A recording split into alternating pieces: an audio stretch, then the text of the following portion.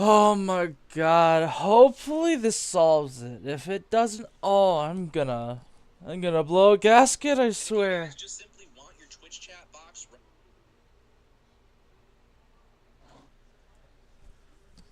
I tried man, sometimes OBS is such a pain to deal with, but I just have to deal with it, I guess. I have no other option.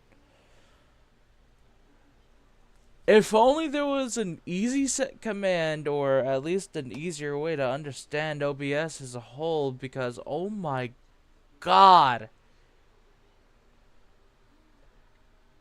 So I accidentally closed the YouTube chat, tried to go into like profile or docs here, like look here, look, you see, this is the YouTube chat. Right now there's no one because I just closed the previous stream. So hey, whoop de doo. But I accidentally closed this because I was getting a little frustrated with trying to figure out, hey, what does these scenes do? Then go to game capture, whatnot, right? Um, Go do capture specific window. Oh, Sans game, right? Well, lo and behold, it just doesn't work if I do it like this. It just doesn't. It doesn't do anything. So I freaking remove this, right? Figure out, oh hey, I wonder why it's not showing, right? Because it's just not showing right now. I had to close the application, go back into the application, and then magically I could just do this. I don't get it. What's happening? Is this what OBS is? Like, what the frick? I'm 2 days old when I figured out this is the type of issue that I was having the entire time with OBS. You can't make it up. You just can't.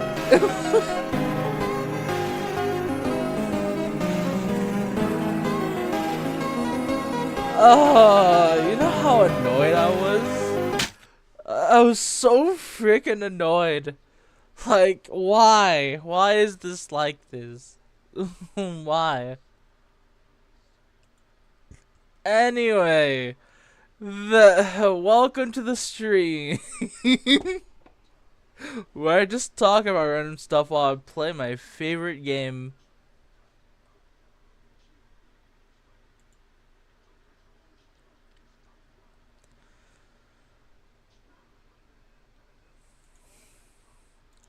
So, if any of you don't know, this is called Sans game.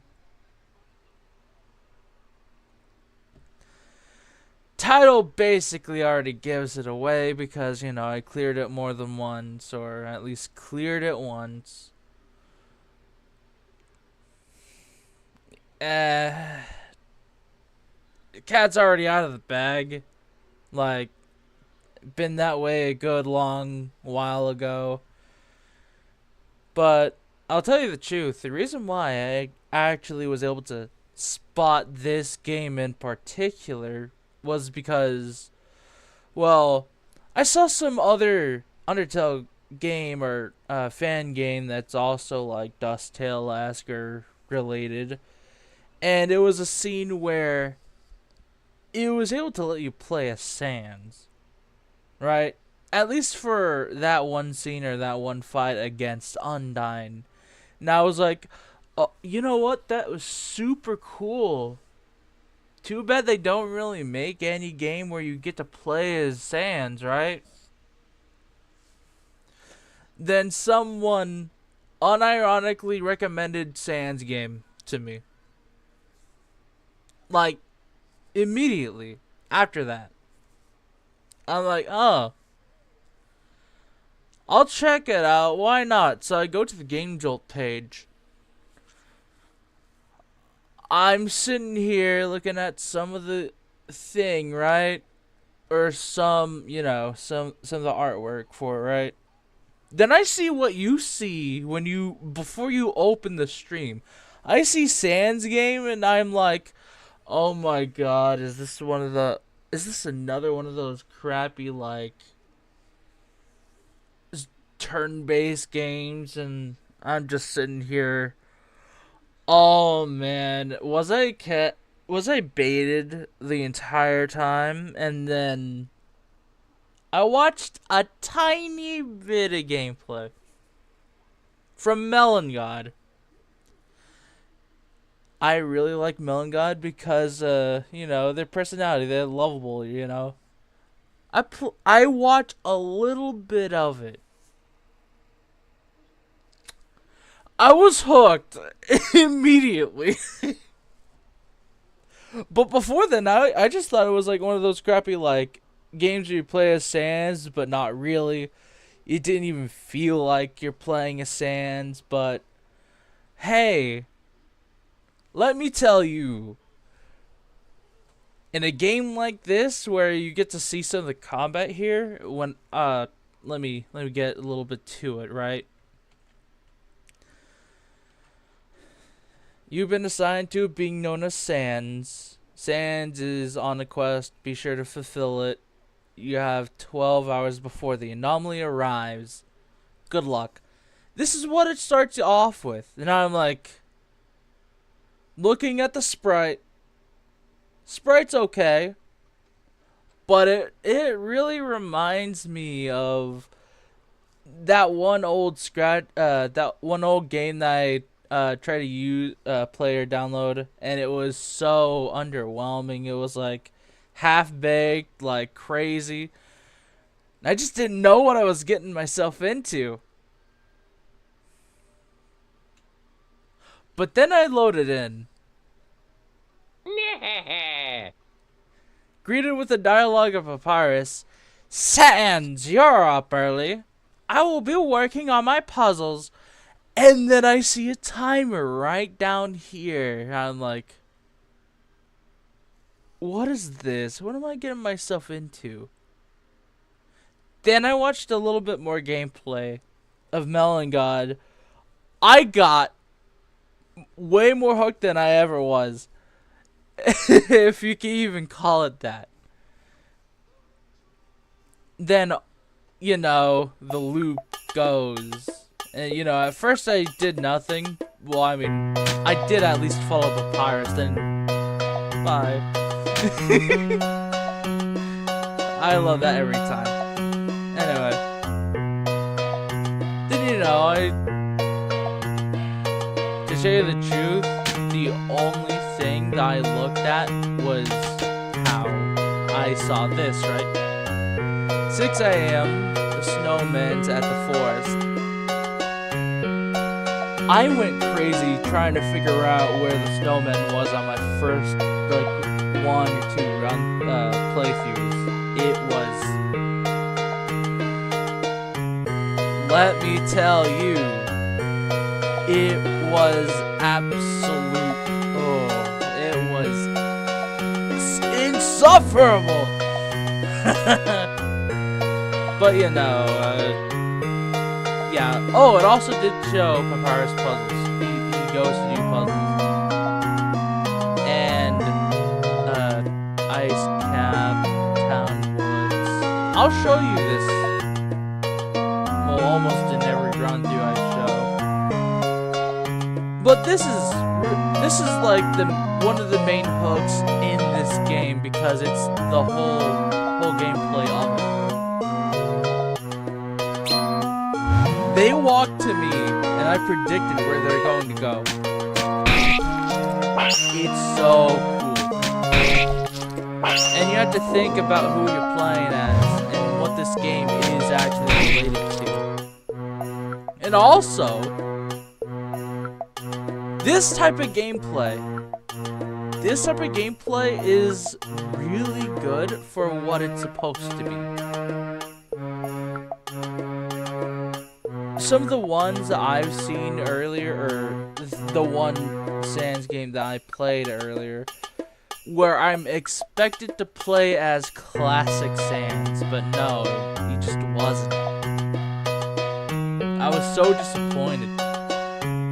Because it could have been cool, it looked like it was cool, but then the entire game was just so different.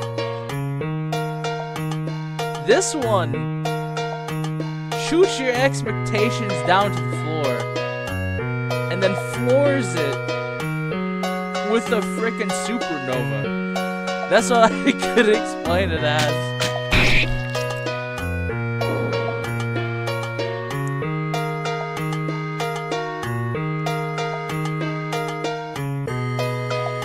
And let me tell you,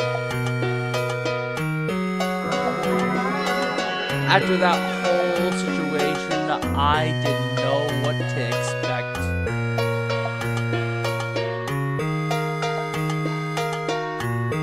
And man, was it actually really cool. Too bad it actually just assumes you play through it multiple times. At least that is how it goes in story.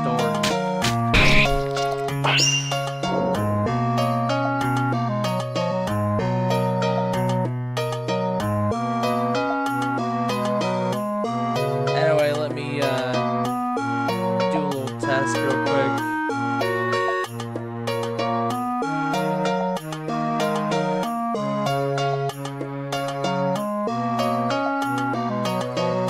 Here we go.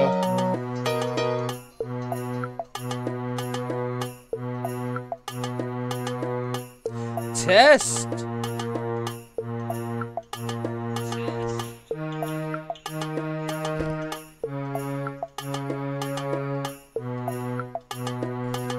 Testing my volume.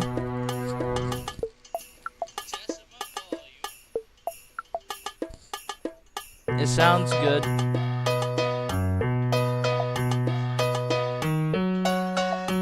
Okay.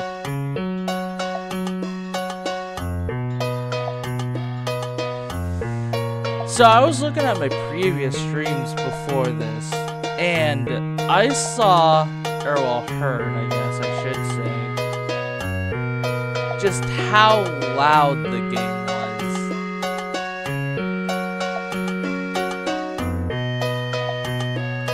And it was real weird.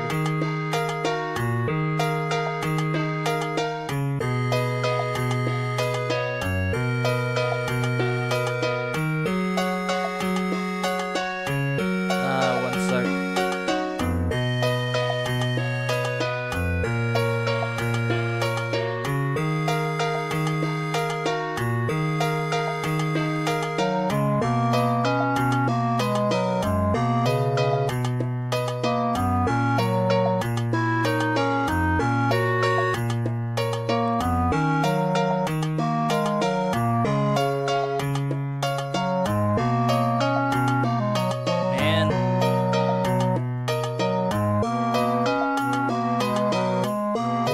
Well, still have a little issues, but what can you do?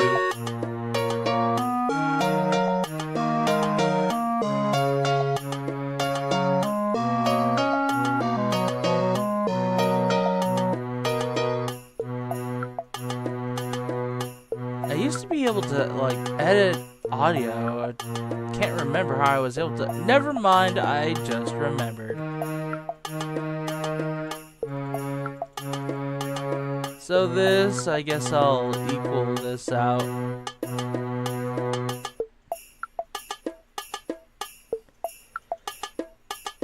Test.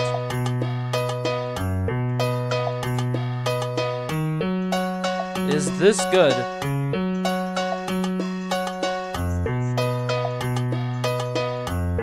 I think it might be just a tad loud on the game side, so I'll do this.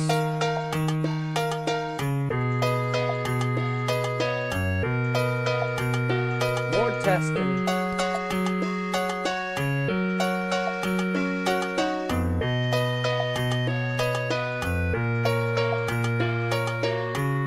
Yeesh. Okay.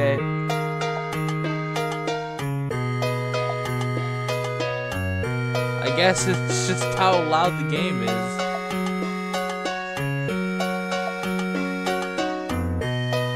Is there actually a setting to change that? What am I saying? I forgot. There's no settings menu.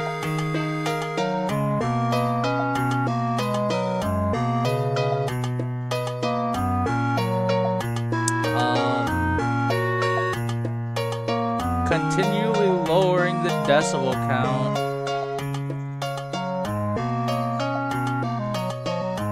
How about this? Test.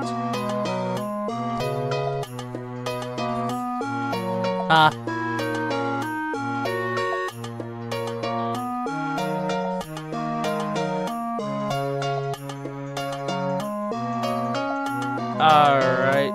Hopefully this is good. Maybe I'll do a little bit less.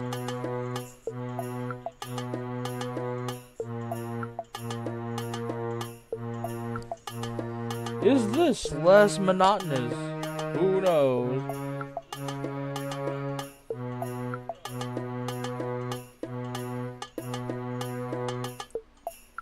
Okay, I think this is a good middle ground. I'm not sure. But I'll try it anyway.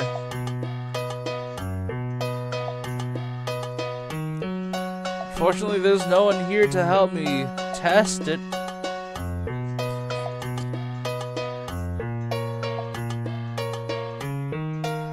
At least my voice isn't as quiet as it was before. I look back at some of my previous streams, it's so not loud. The game was way louder, so I'm like, what am I gonna do? So this is my best thing for now.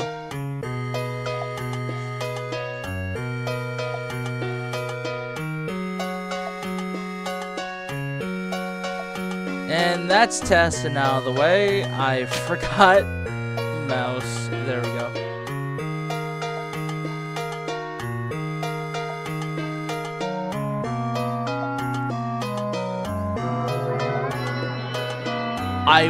I would play Five Nights at Fredbear's, but I'll look.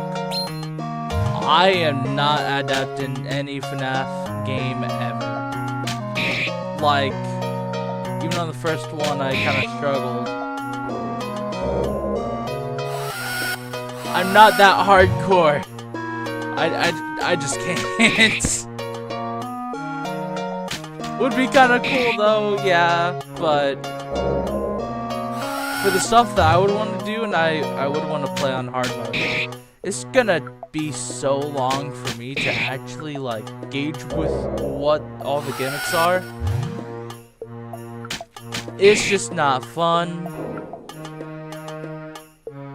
Don't get me wrong, I like the gameplay of it. It looks real cool, but it gets a little too hectic for me.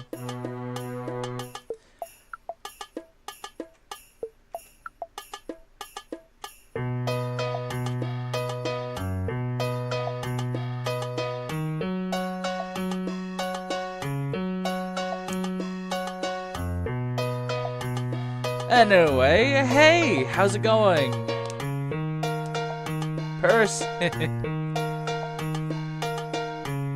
Oh, frick.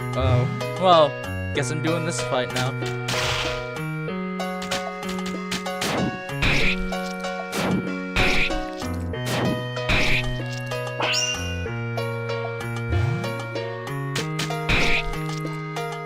This is gonna hurt a little.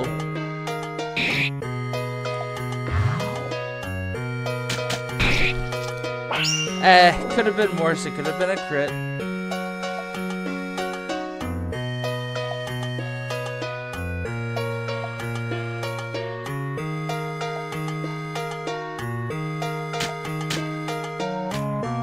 Actually, no, I'm good. Right now, I'm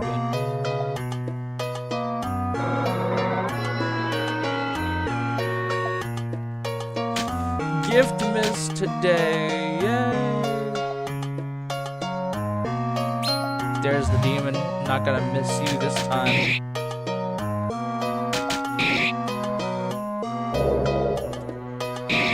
Ow.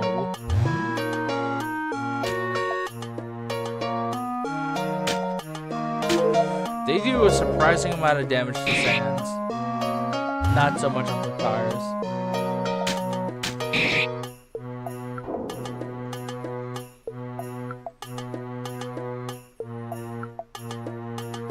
Okay, that's a glitch that needs to be fixed. I killed them. That red demon is supposed to be gone. Uh-oh. But they just move on anyway, like I didn't do anything. That shouldn't happen. Like, no.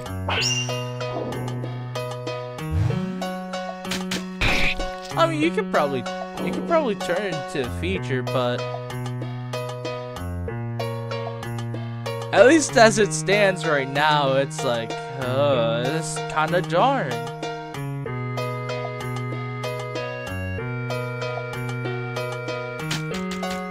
When's Snowy supposed to be going?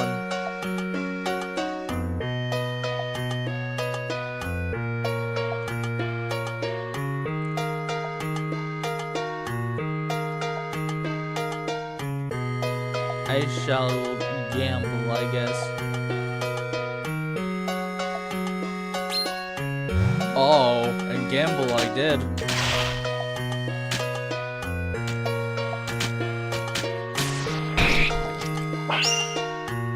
I just realized this is gonna hurt. Oh, well. Ow.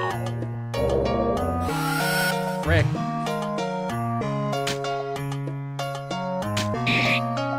Seems like I'm gonna be using an item anyway.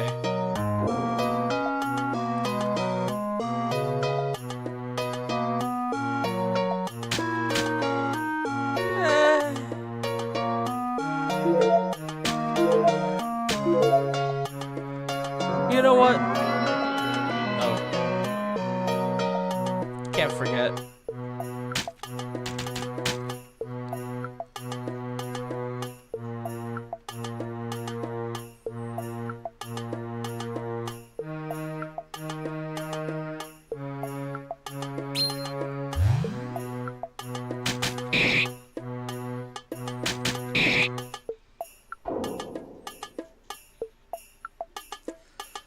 Nice. Okay. Where else? I actually got both the doggos this time. And early. Which is kind of nice, actually.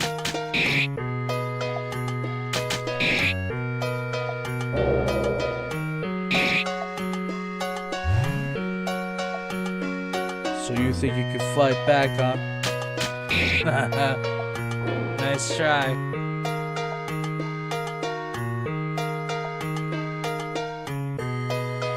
Where's that snowcap?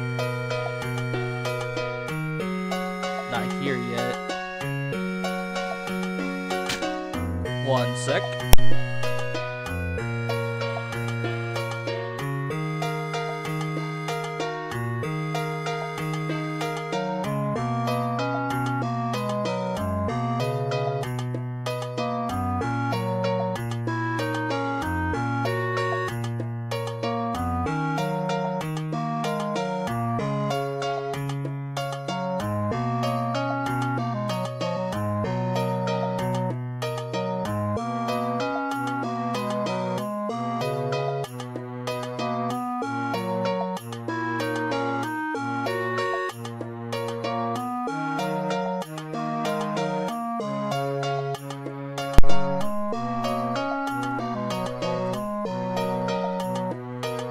Oh, man.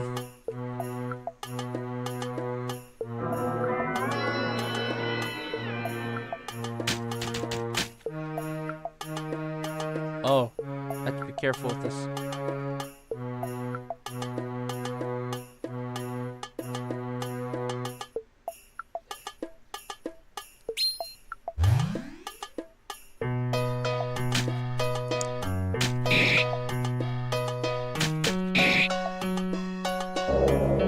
Get this out of the way.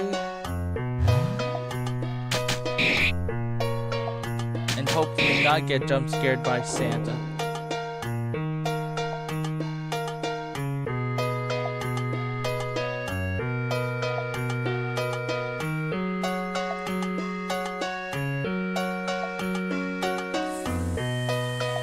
Tread the ice.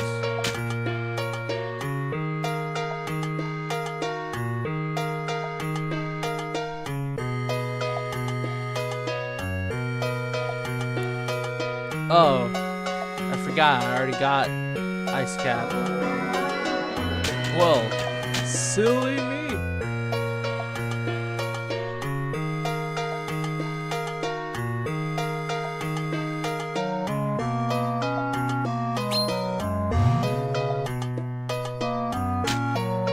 Let's go first.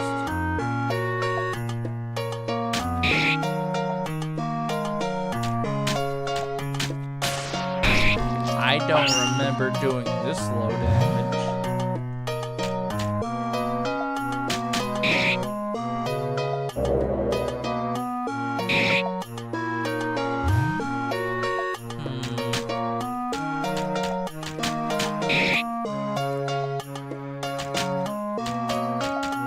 Might turn into an issue.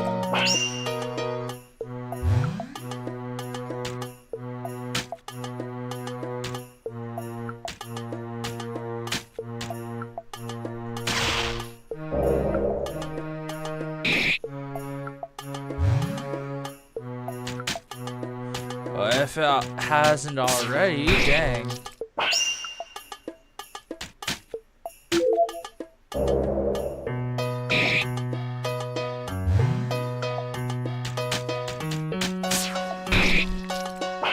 Never mind. I hope I don't eat those words.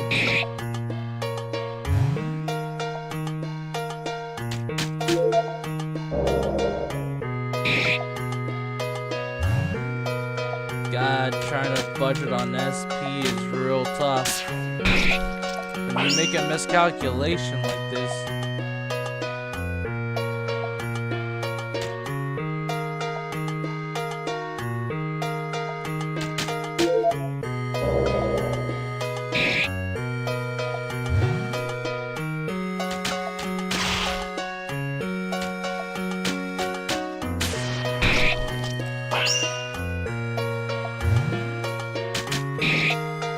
I should have rested.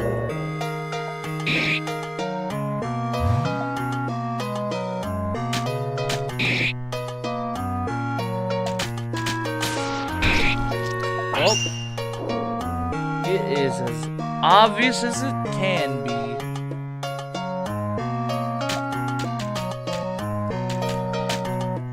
I'm using an ice cream.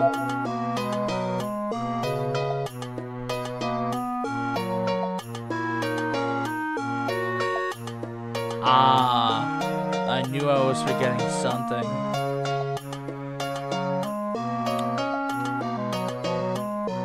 The run is over. Wasn't able to get everyone.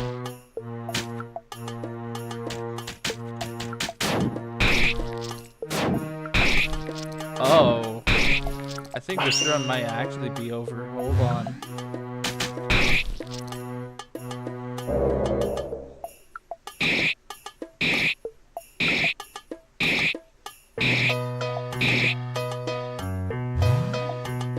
I'll try as much as I can.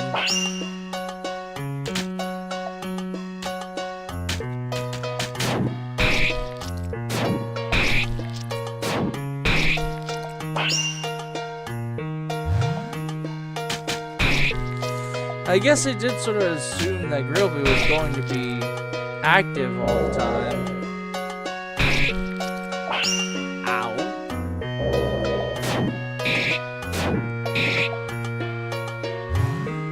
It wasn't my bad. I guess I shouldn't have assumed it. I sort of forgot about Grillby, to be honest.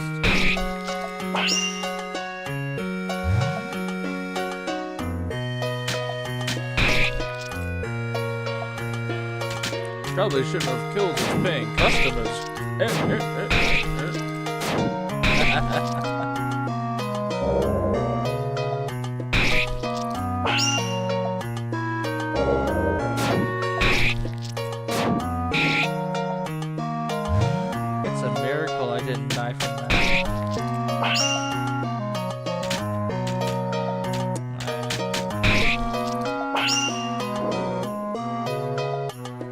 Oh well. This run was ruined from the start. I couldn't get everybody. Oh well, I guess I'll do this.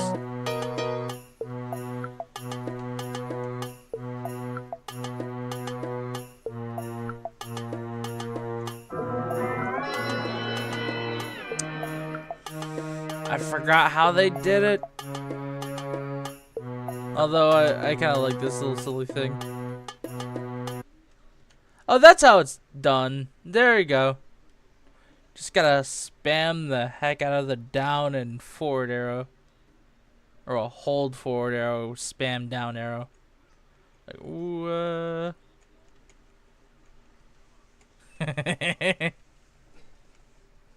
Anyway. Oh, hello. You're not supposed to be here, but it remains most laudable. I still don't know what that word means, by the way. That you are, well, we are, alike in a way, a murderer. And you too, puppeteer. Hunted by our mistakes. Haunted. This is why, if I were to become a voice actor, I would do multiple takes.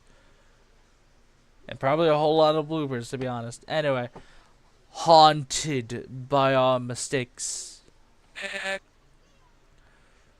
Too late for apologize.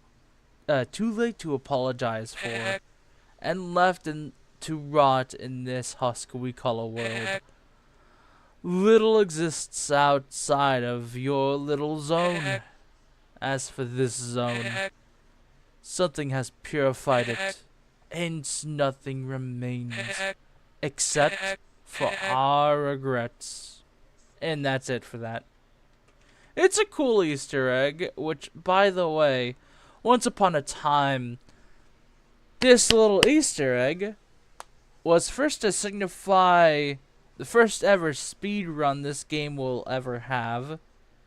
And boy oh boy, are those speed runs kind of cutthroat because RNG's involved. If you looked at any of those speedruns, they're actually really, really cool. But, you know, that's just how it goes. Anyway. I can see there's another person here. Hi, how's it going? Hope you like the stream so far.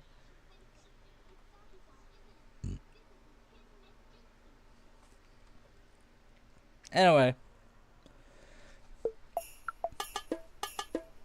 This is sort of a failed run because I didn't get to everyone, but what can you do? What can you do?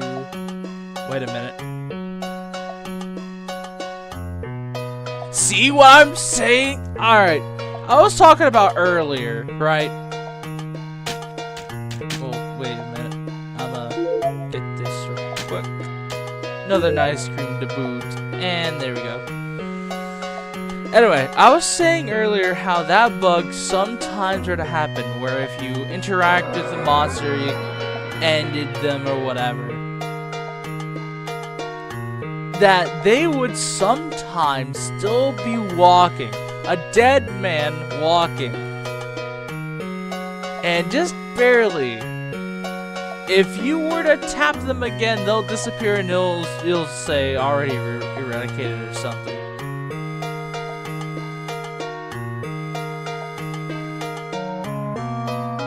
And if you saw that, it was basically other people talking, saying, "Hey, avoid this guy." This is my favorite, one of my favorite parts. Brother, I have terrible news. You have been caught. It pains me greatly. My job's to bring you in. Come with me. Then his demeanor changes instantaneously. I have strong feelings towards you. You're always lazy and I'll no longer tolerate it. You inflict me with great pain and frustration. I have to uphold ourselves on my own, and you never repay my kindness. How are you able to smile despite everything you've done? It's insufferable. You've failed me, and now this is our end. And the fight continues. Oh, I love this part. It's so cool. Anyway, if you didn't see, this is their weakness now, and that's their resistance now. I use Gravitas. Gravitas swaps weakness and resistance, and vice versa. So if they were to have a weakness, it will become a resistance if I did this.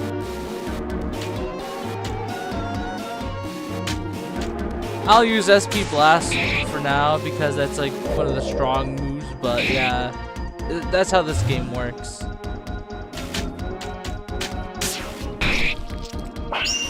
Oh, even though I'm a slight bit under level for that was damage. I kind of forgot how little damage I did. Well,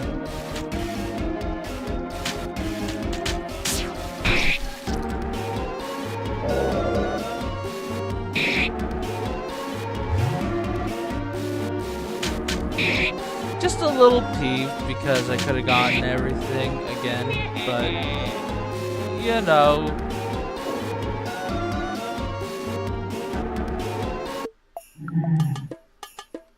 It's better like this.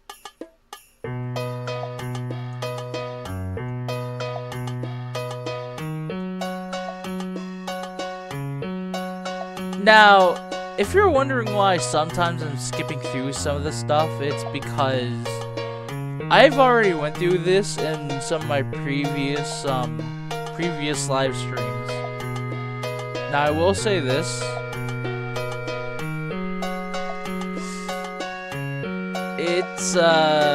It can be pretty rough. It can be a pretty rough game.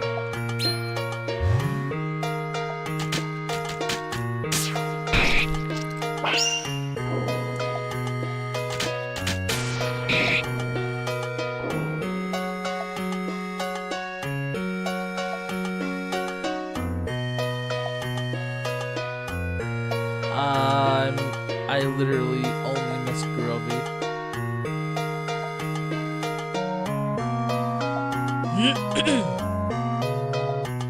Oh well, can't be helped.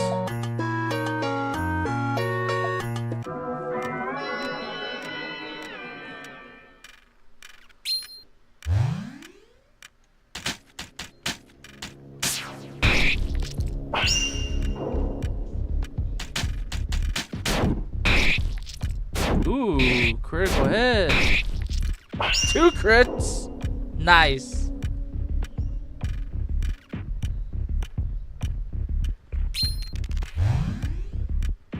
And just a normal attack.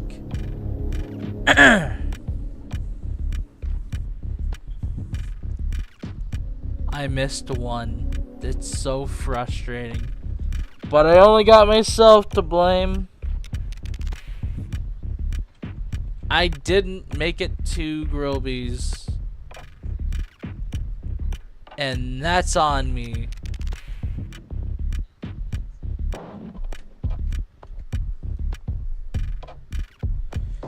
And just to show that I could,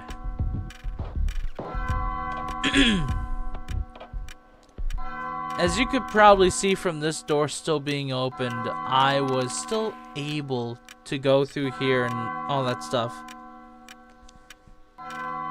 That's also probably why I assumed, you know, they'd probably still be open, but no, it's just because I destroyed the shopkeeper.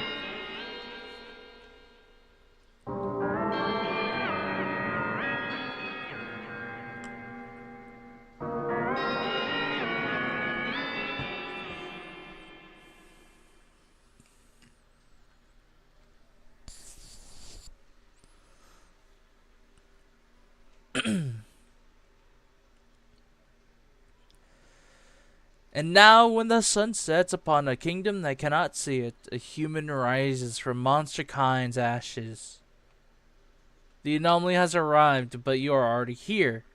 So, dear puppeteer, which marionette do you wish to take control of? Human vessel, monster vessel. He's not max level, but he is real darn near it. So I'll attempt it. I'll see what I can do. I've set the preparations. Let us begin the battle. No holds barred.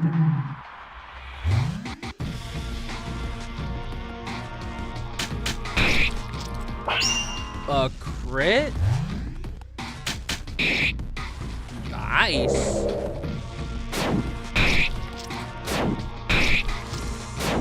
This is gonna hurt.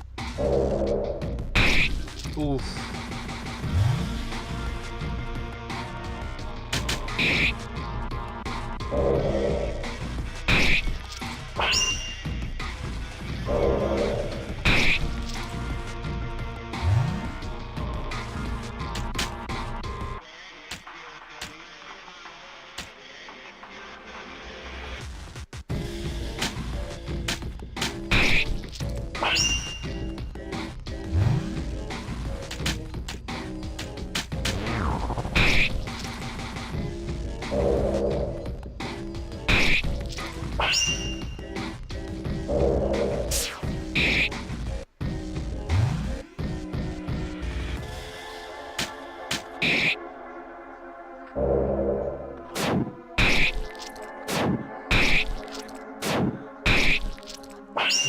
He's just exploiting it.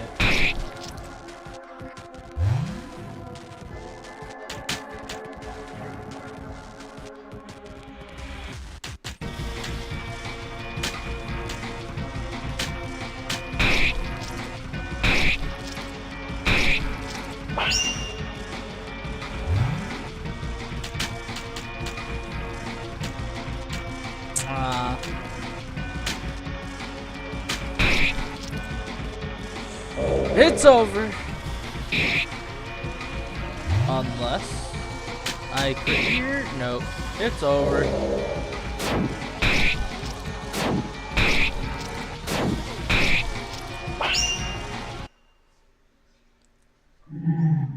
Oh.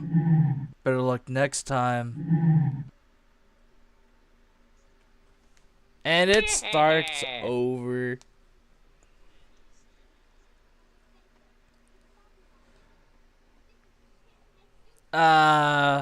This is the life. This is the life of a murder sans. Anyway. Sans, you're up early.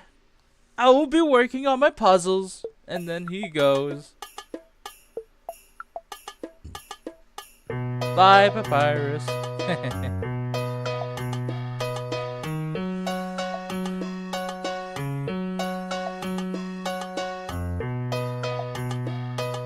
This time I'll make it a point to not miss those guys.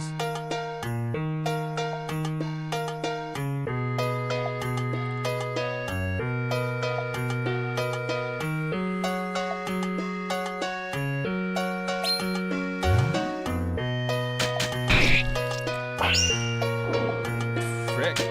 Okay.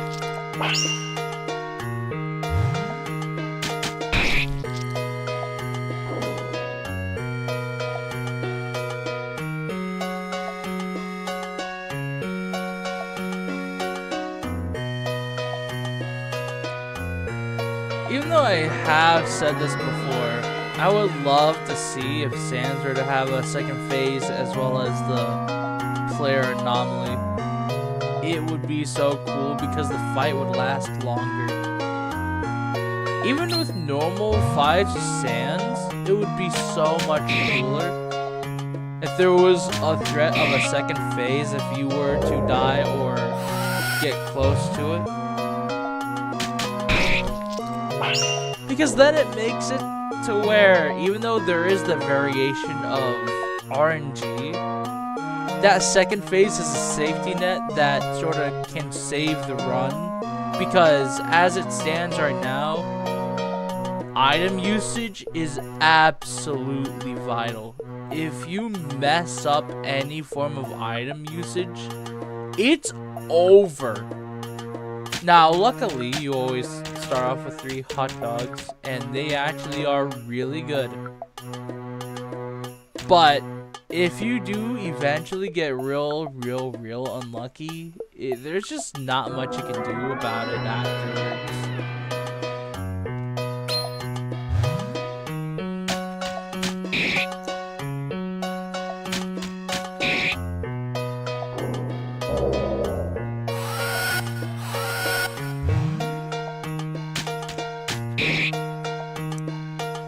Now, of course, at this part, right, you see that they don't fight back at all. It's just all this, right? Oh, that was a crit. That was a crit. Nice. But yeah, most of the residents either hardly fight back or don't fight back at all. And this, you know, we're playing as Murder Sands.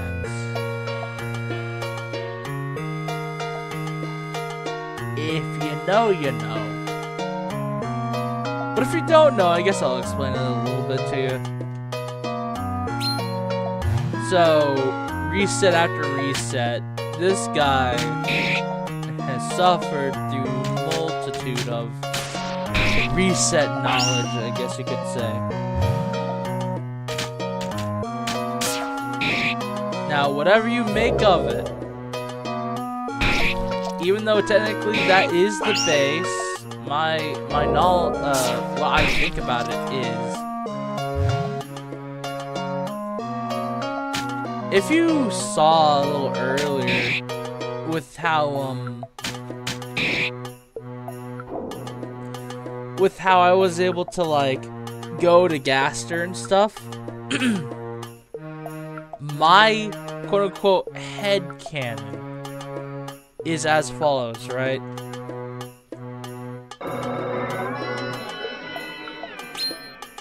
Oh, here's a greater dog. I forgot. Oh, okay. Anyway, it's as follows. After this.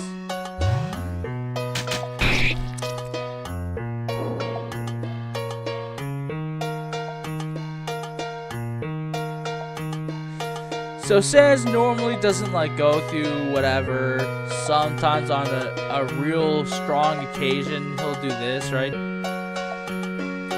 He learns once before about this whole section, and following up, I'll show.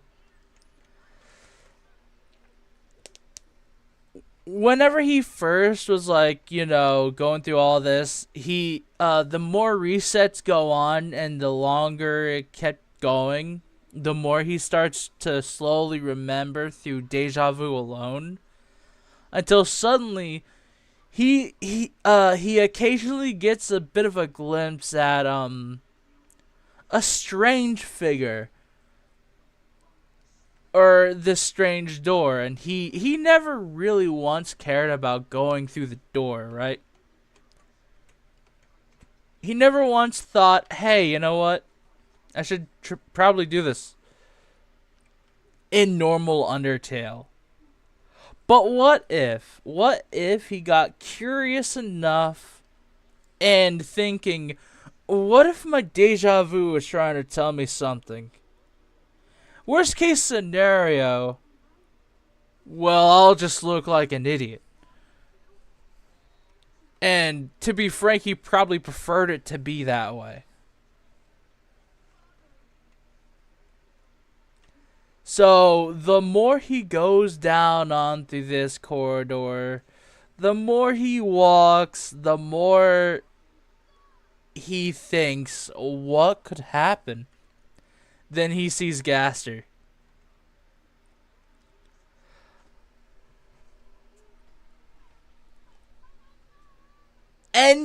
any like former relation aside, let's just assume that he isn't related. Or yeah, fully assume that he isn't related. So he sees this mystery man, and he sees that this guy has hooks within the fund value of the world that he's living in. And the mystery man confesses, "Oh, hello, you are not supposed to be here. But it remains most laudable that you are, well, we are, alike in a way a murderer. And you too, puppeteer, haunted by our mistakes, too late to apologize for, and left to rot in this husk we call a world. Will exist outside of your little zone. As for this zone, something has purified it. Hence, nothing remains except for our regrets." Now, that's what this game's take on Gaster is. Originally, it was like, speedrun time, you know? And it was actually a cool initial thing. But here's my headcanon, and I hope you'll listen to me on this. So it started off as a single little ounce of curiosity, and he'll just do whatever, right? Whenever the time comes, he could probably go to the door that he thought, maybe it's not really there, till he realizes he sees it. He can feel it. The door is indeed there, and then he therefore walks through it, expecting whatever can happen. At this point, within this halfway frame, his mind is already kind of getting a little bit closer to Murder Sans' mentality. He doesn't quite fully grasp all the knowledge of the resets, but he's getting closer to it.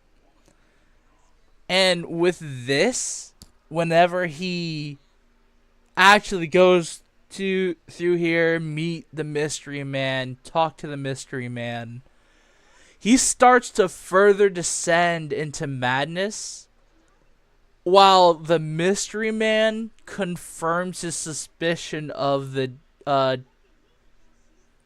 what is it? It confirms his suspicion of the deja vu actually being memories, or at least partial correct memories. And since he knows at least it's related to the anomaly, because he does in fact know that there's an anomaly doing the murdering and all that stuff, because, you know, it took so many resets to get to that point. The thing that makes him actually tilt over is, one, the aspect of, the deja vu is actually just broken bits of my memory. It's not just nightmares, it's not anything else, it's just broken bits of my memory. How can I confirm this? Well, if the anomaly is a human, and the human has a super strong amount of determination, and that's how they might be able to reset. What if I use a bit of the leftover DT from Alfie's? Just a slight sliver, enough to kind of get a bit more of a grasp, just in case they tend to reset again. Well, that fateful time came around where Frisk is nearing the end of their journey, already committed the genocide and such. Sans starts to fight him and is losing again. and lost already, right? Just barely enough to remember his brother, and it's a touching scene. Everyone knows what happens when you kill Sans. With that little slight sliver of DT, maybe it was a little bit of a harder fight for the anomaly, maybe, but it's probably not likely. But that sliver of DT that he used was just enough to let him remember a little bit more of these bits and pieces that he called deja vu. And then he starts to somewhat remember more of the context before the reset. He then wakes up remembering, or what he thought is a slash across his chest and such, right? He wakes up, he's not really in a bit of a sweat. He's just a little shocked. But he ended up waking up early within the morning because of it. So, Papyrus compliments him, and then he's off his merry way. And that's the only initial thing of him actually remembering at least a tiny bit of what is happened. Now, just going a little bit more into this, right? After his meeting with the mystery man and whatnot, my head canon, the more he starts to think, well, the DT might have worked. Maybe I should just keep trying to do this over and over again. Then he starts to remember more and more until eventually his soul has enough DT to cross over to the other resets. Just barely enough to where he's able to remember strong bits and pieces like you're able to see in this game sometimes, where some things are in color while other things are just in black and white. Very faded. That's what I think is happening.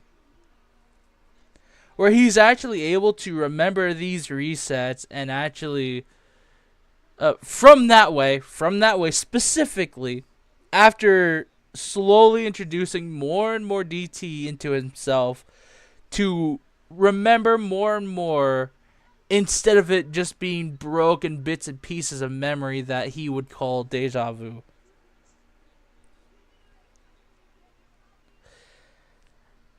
Then we start to get into this.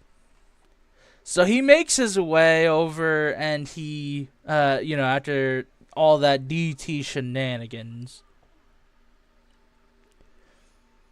he starts to really remember all these resets, all the monotonous tasks that he used to do every single reset, every single time that he wakes up, he is reminded of that situation every time. So he decides, eventually, I keep dying to them. I keep failing to protect the people that I care about.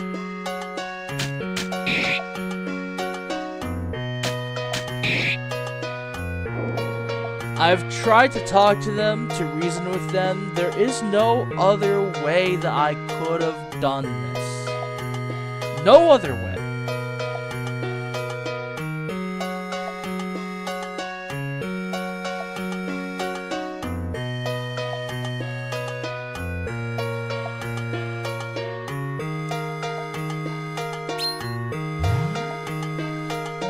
So you know what? It's time. I have to try something. He gets desperate. Just desperate enough to try something stupid. Then he killed the first monster, or his first monster. He killed them.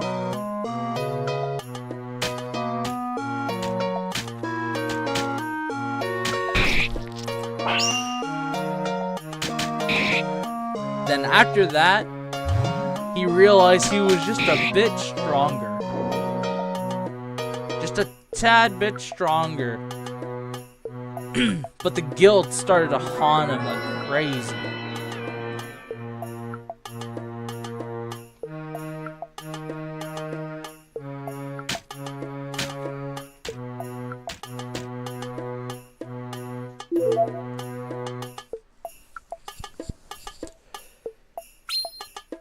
Eventually, he started to continue to fight, continue to lose, continue to fight more and more, until suddenly he starts to slowly break. More resets go. But breaking in what way is the question. And in my opinion, this game solves that question. He starts to slowly grow detached from reality that he knows it. He starts to fully remember and not even think about any of that other stuff, right?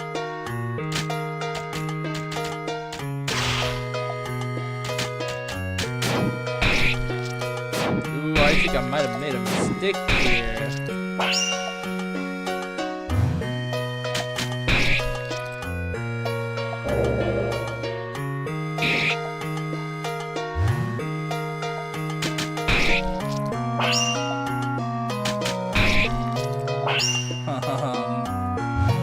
Oops.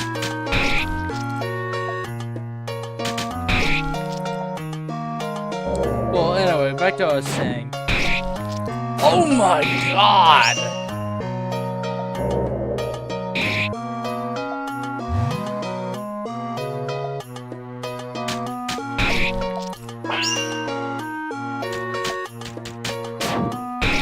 I think I already know where this is going. If I die, it's alright. Anyway. He continues to kill and all that stuff, and he still feels bad about whatever he was doing, until suddenly, it started to get too monotonous for him. Ah, there he goes. There goes Sans.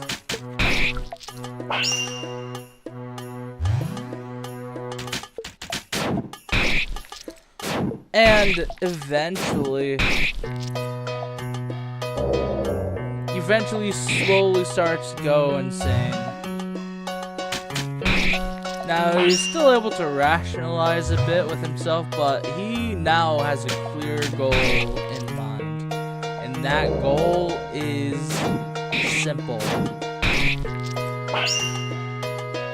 First, it was to kill the anomaly, till he started to get addicted to love beyond the resets, the same way as the anomaly did.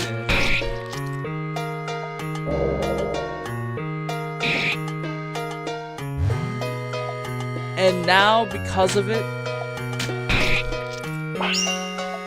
he no longer sees everything like how he used to see.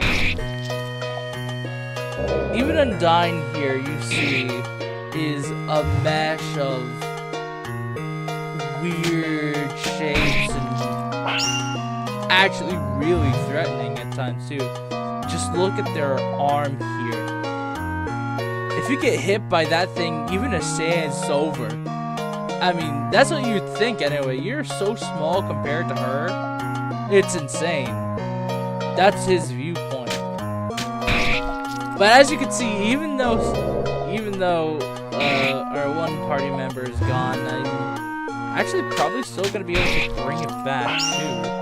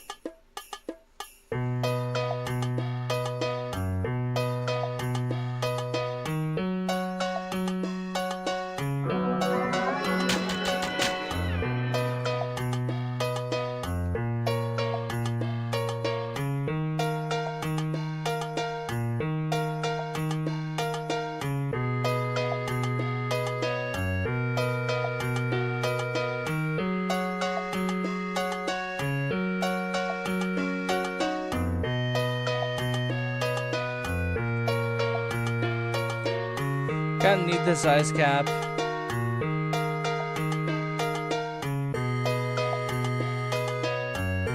And I also think snowy around here somewhere.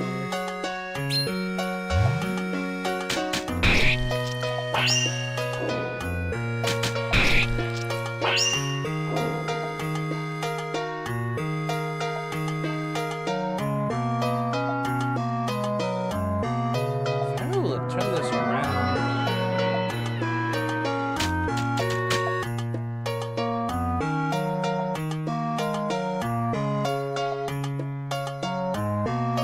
Wait a sec, didn't I already take down Snowy? What am I missing?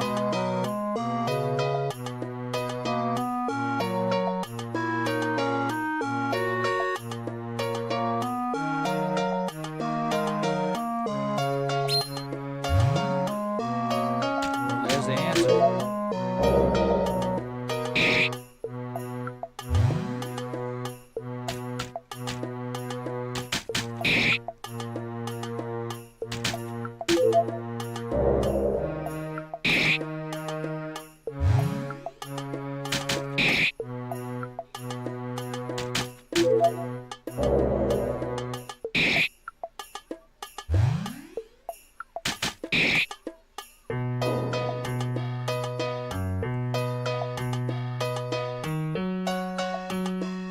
You know what?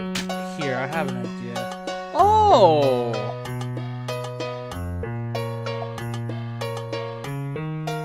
Oh!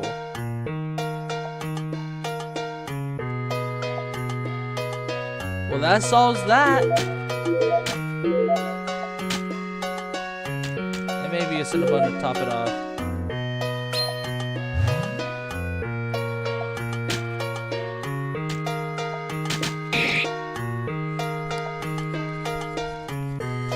This is gonna be a real easy fight.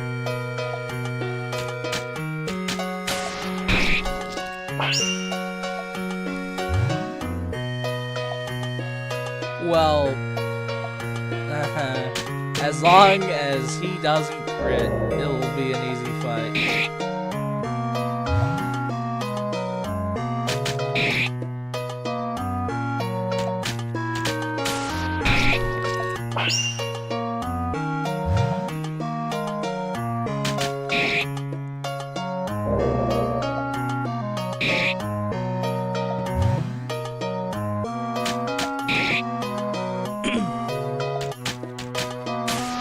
So yeah, you see his defense? Even Sans' defense is off the charts here. And I honestly think that's pretty cool.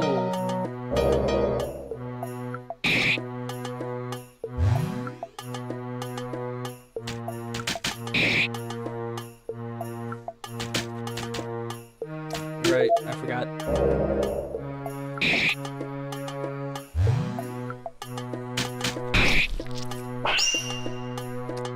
I have to rest. That's so unfortunate.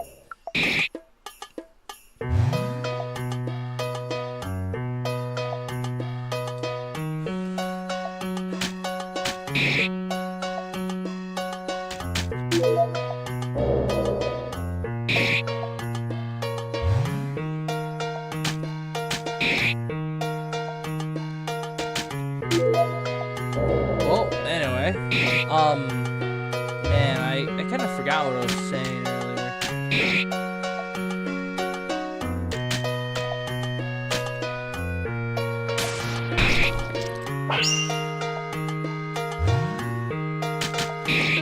Oh, right, so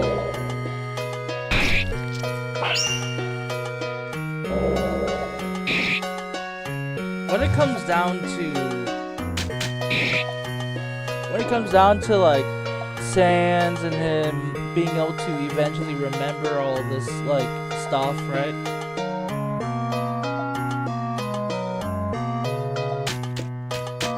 In my opinion, I already sort of explained it, but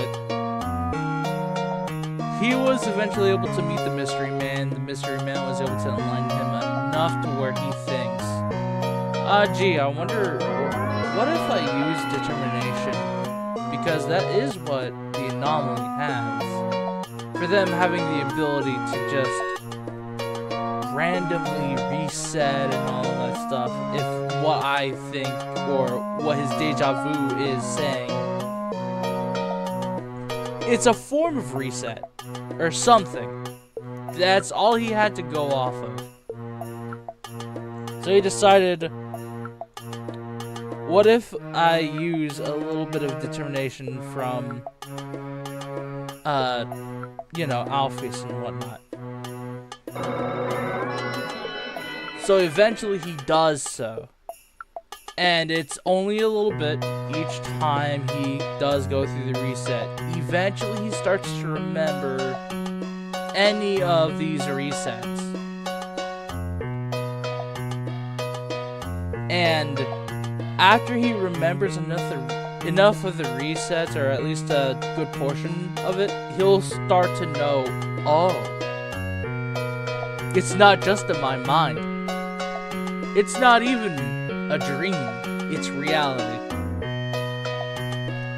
And then, you know, after he did it enough times, he just couldn't undo the DT they already put in his soul. So eventually, it all starts to make it to where he remembers more and more of these resets, and that alone gets him close to insanity. Because he remembers seeing his brother die, his friend beyond the door continuously die, or at least knows the deafening silence that followed after. Frisk tearing through the underground. Only one can safely assume, oh, they're gone. And so now he goes through, after going basically enough to a point where it's close to this, right? Brother, you've been caught, and it pains me greatly. It's my job to bring you in. Like, this is the perfect example to set this up.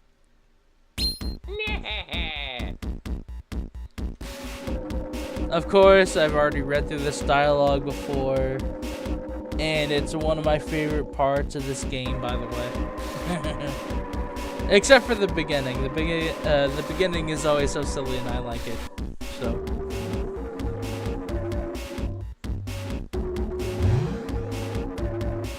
Whenever it came down to him remembering this stuff and all that, he notices all these things that happen, right? He starts to remember more and more of what does happen and all that. And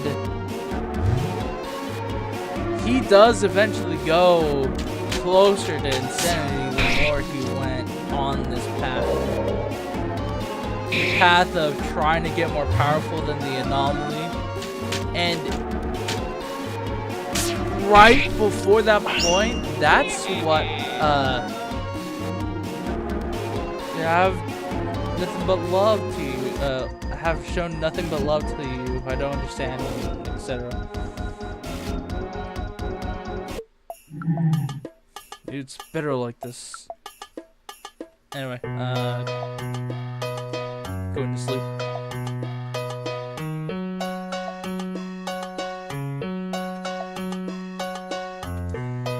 So eventually,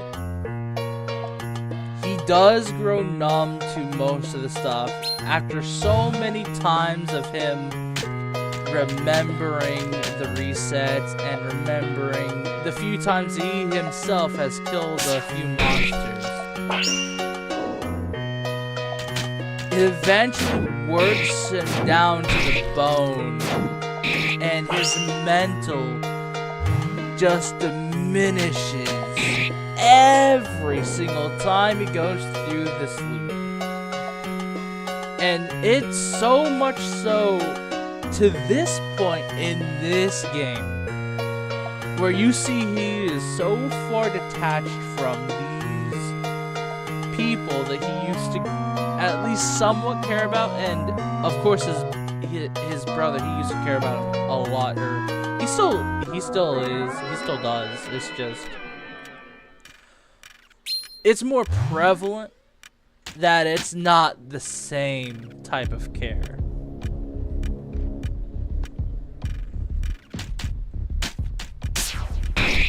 They make him look a little bit more silly than he usually does.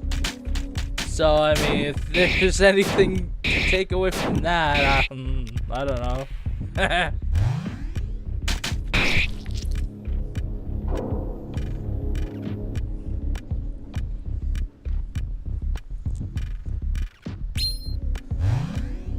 But yeah, by the way, the head cannon right here, this is the first monster that he ever killed.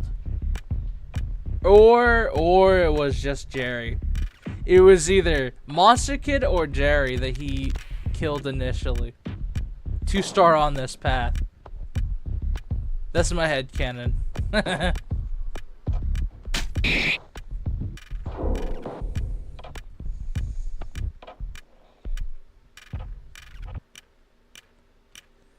And then, of course, that's it for this. I'll just walk around town, waiting.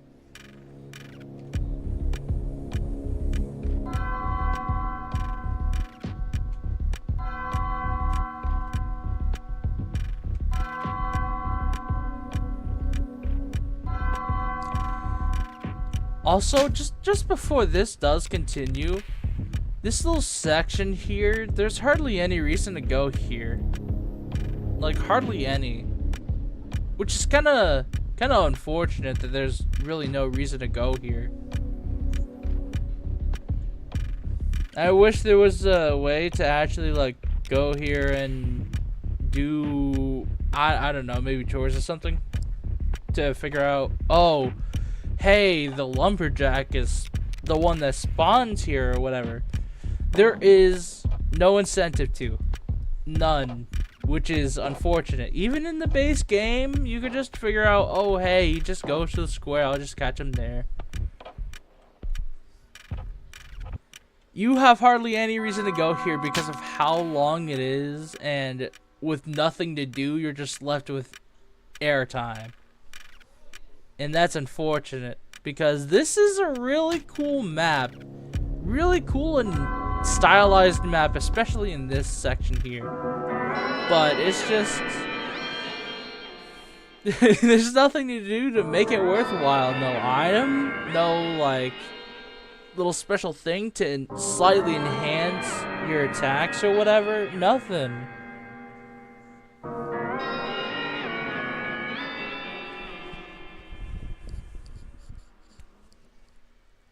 But yeah, back to this, right? So he did it, so he fought against them so much to where, fought the monsters and then died to the anomaly here so much where he just started to go crazier and crazier the more resets happen because he just remembers every single bit of it. That he grows a lot more detached. A lot more. So much so, as you can see, Brother here, and Sans is the only one that really kept his name. Because that's all he can really remember in terms of names.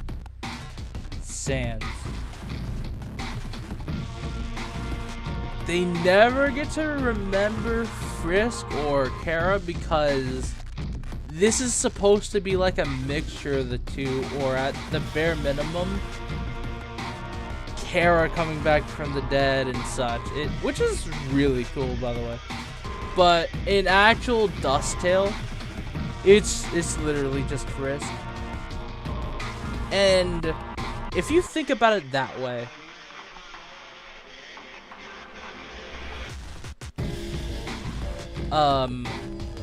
this being Frisk, and they're so overtaken by love that it's literally just Kara, and Kara essentially acts through the player.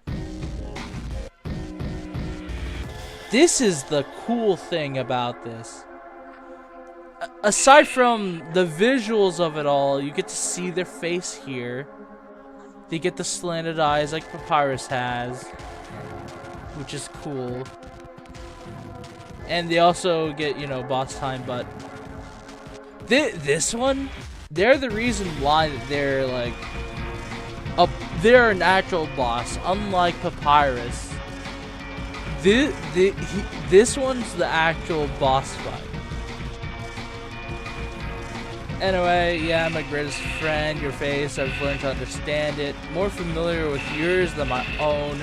And your smile this time, you needn't say more.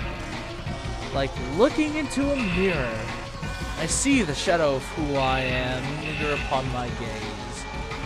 Please, let's continue our game, just me and you. Forever. I know you'll love it, just as much as I. This is only partially true. Partially. The reason why I say this is because, yes, Sans is addicted to LV, or love in this case. And love described in this game is as follows. Love, a wicked attachment that once roots in, refuses to let go. Of course, the saying varies, but that's how it goes in this game. And that is a perfect way to summarize what this is. Because even though you see he somewhat cares about the anomaly in the same way he cares about Brother. But as you can see, if you look at the anomaly's face, compared to Brother's face or Papyrus, even back then whenever you actually fought him, he looked a lot more clean. He looked, at least, he still kept a little bit of his innocence, but it was still tainted by whatever Sans now sees in him. This here, this little icon here that shows, this is the untainted Brother that he thinks, that he still remembers, and that's why he cares about him. He's so far detached that he tries to justify his killings through mischaracterizing everyone around him. Although the most accurate representation through Sans' eyes is probably Anomaly, because they both are addicted to the game that they play with LV or love, that they just want to fight each other senselessly after his quest of 12 hours to complete. If you remember correctly, it showed 0 out of 23 or 1 out of 23 earlier. Then near close to the end, I have 23 out of 23 that I got everyone. This is what it's for. And this is Dusttale. This is what it is. Now you get to see through Sans' perspective just how warped his reality gets after all of that, and after, you know, remembering what my headcanon is about Dusttale as a whole. This is like the furthest he's gone to while still being rationally insane. Like, he is still rational, but he is borderline insane at this point.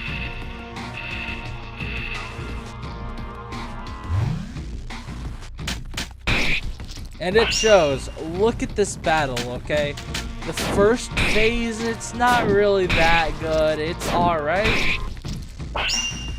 You get a little too unlucky, they can get a pretty decent attack buff in. Which you can't get. You can't really get that attack buff early game unless you sacrifice a lot of attack already. Which, by the way, that's what that was. An attack buff. I said boof again. Oh my god, I can't believe it. Man, I should stop doing these early in the morning, eh? Anyway. Oh, that was a nasty crit.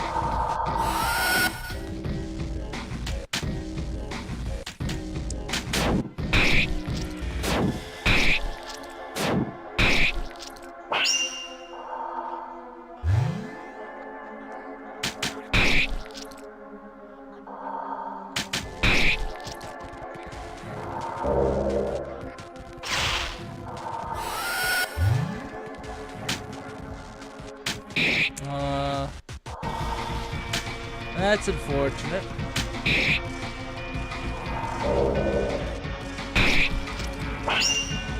Ooh, someone's gonna die here.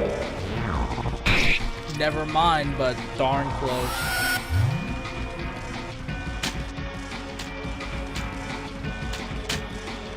Okay.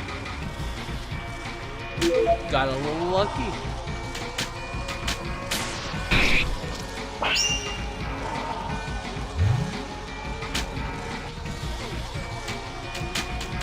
I'll still give it a go. It's pretty decent damage. Ow.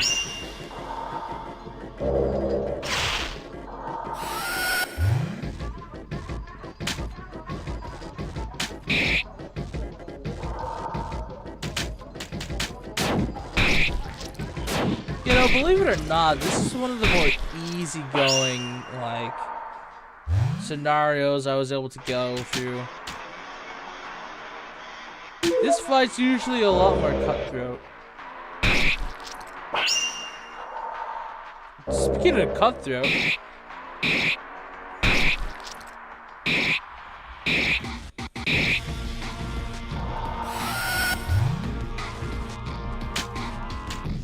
I can actually do damage here. Well, I can kill him here.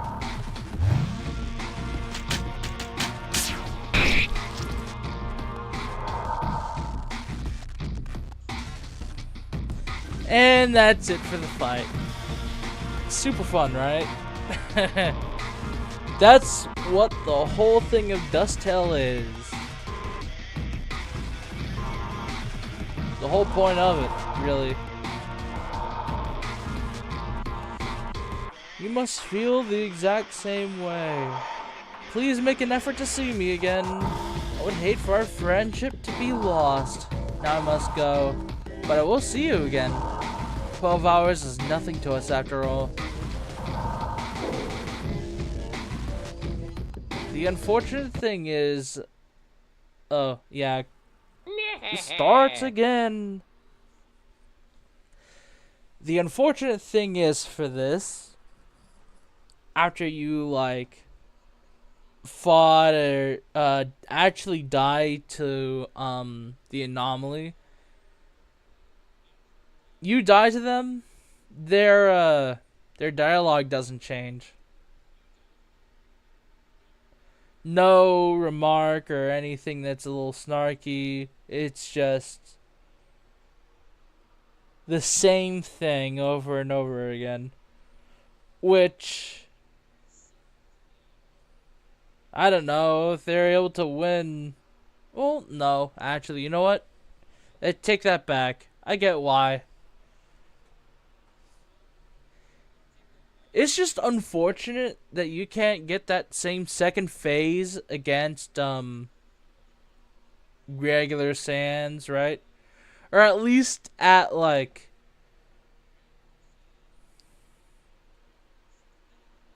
after like half or a little less than half of your HP, you should still be able to like go into second phase as the anomaly. It it would be really cool, especially because you get to have different types of weaknesses and resistances or buff. Which, by the way, you don't even need to give the player version of, or yeah, the player anomaly just resistances or swap resistances. You could just give them like a real decent defense buff, a really good defense buff, no resistances, and a weakness. And it just swaps weaknesses.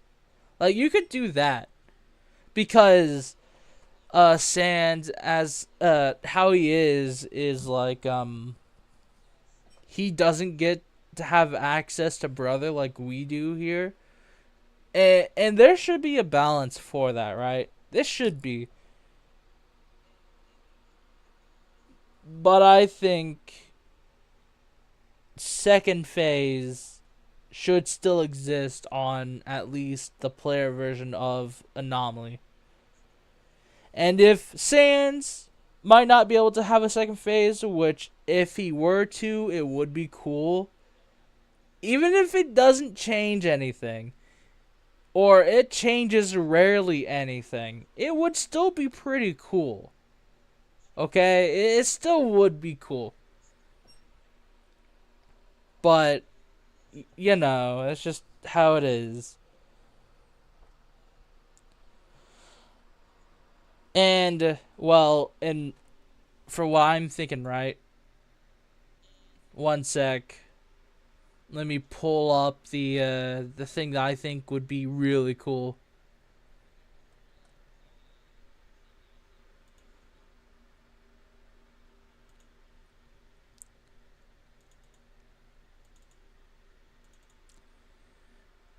It's in the goodies folder, so yeah.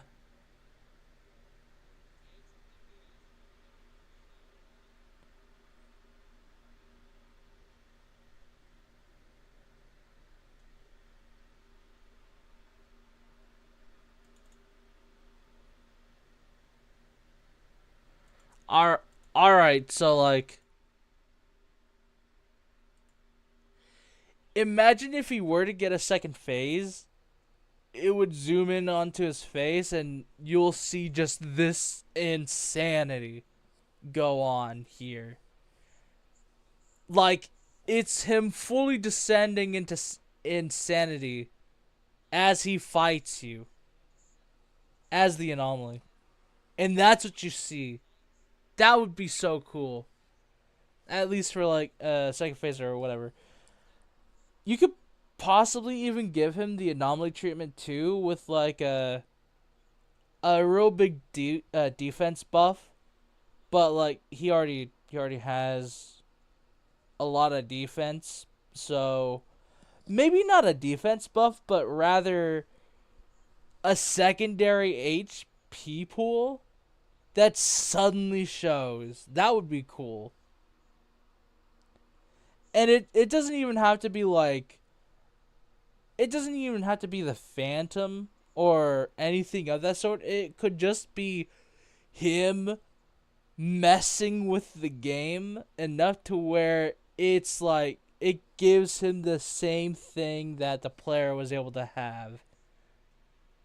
And you get to see just, or at least feel a little bit of how unfair that could feel as um the anomaly, right? That I think would be cool, and it would play into what the gameplay loop is supposed to be, which it's the end fight that is the most threatening to both of these characters.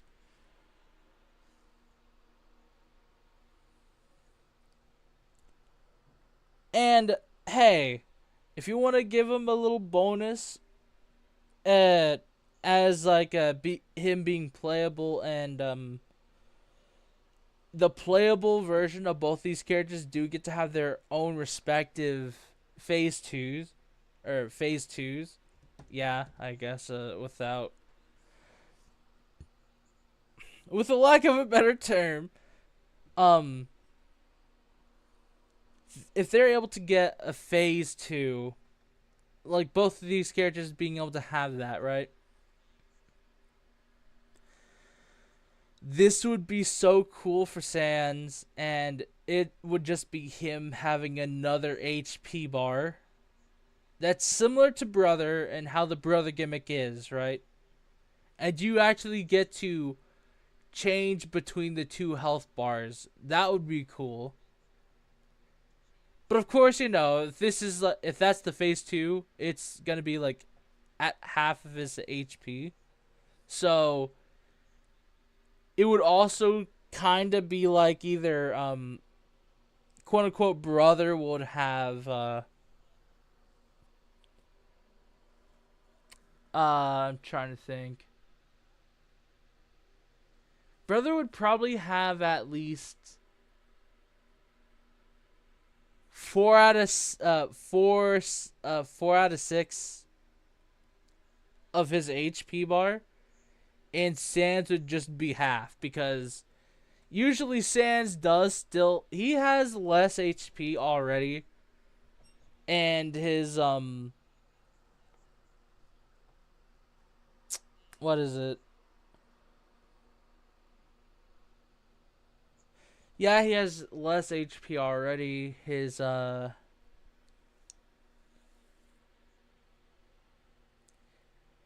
weaknesses actually split between the two health bars too. Which you already seen gameplay of me playing as Sans, right? It's really just Sans, but he gets to have Brother and himself. And it does play like how you think it does. He gets to have an extra turn because Brother exists in the party. And, you know,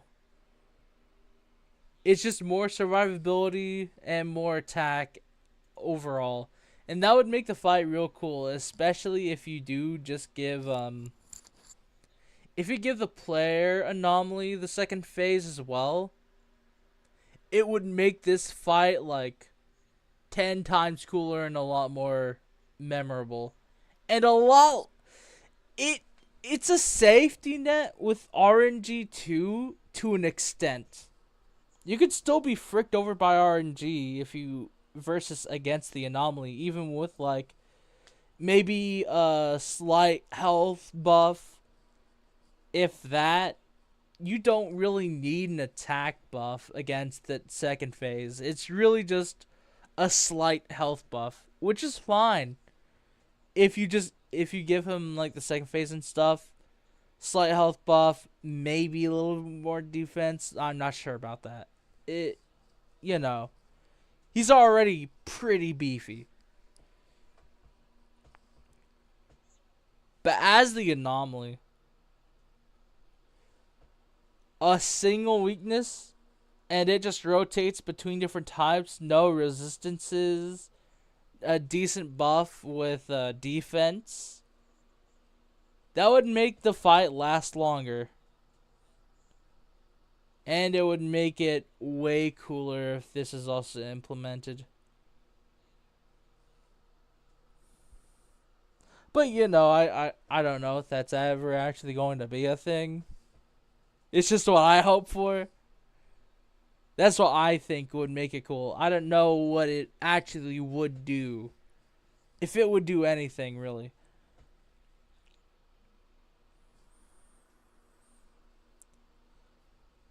Because if I don't know how badly it could mess with the balance of the game. But I still would think it would still align with what the game's trying to pull off. You know what I mean?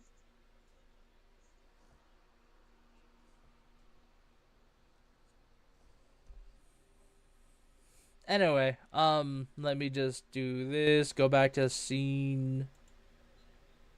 Sans game. I forgot. I'm gonna have to close application again. Man, this is what I really don't like about, freaking. Dang. Oh, give me a sec, guys.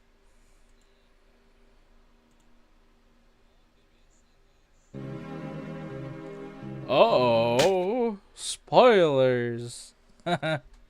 Anyway, here it is, the game again.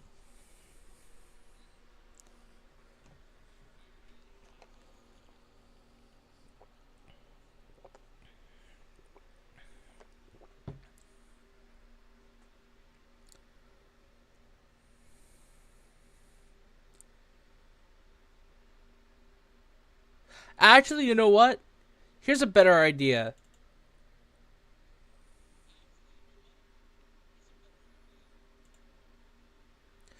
So, if you already seen like what I showed earlier, the thing that I would like to see with this thing here, right? Imagine this is the second phase of Sans. You get to see it through the point of view of the anomaly.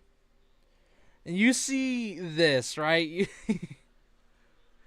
You see it suddenly change and his face starts to morph and all that stuff, right? And he walks closer. He suddenly grows another health bar, but it's already like somewhat damaged. And he says this while in the middle of the fight. It's only a matter of time. That would be so cool. That would be so dang cool. I'm gonna have to get the application again. Oh my god. Oh well, it was worth showing.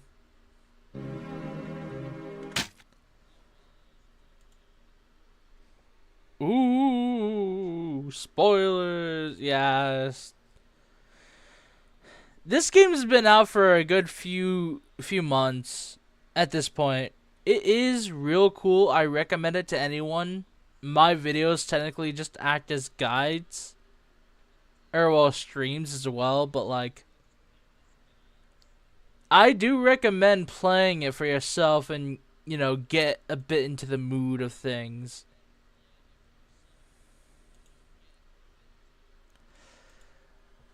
Doing that and you get to experience what it's like. It's super fun. Of course, to the average person, it would get real tedious. But I'm no average person.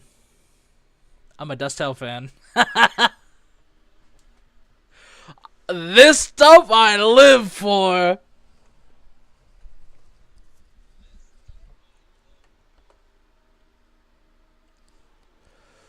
Of course, I do play other games, but most of the stuff that I play on the PlayStation, I just can't figure out a way to broadcast it.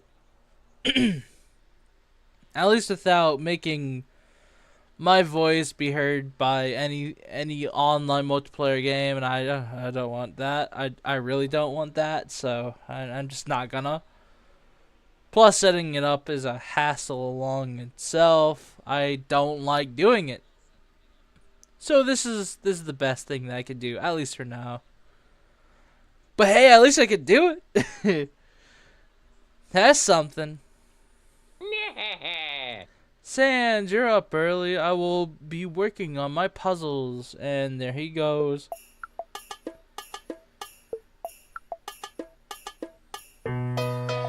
Bye, Papyrus. Alright, this time. This time I'm gonna show show the game through the point of view of anomaly.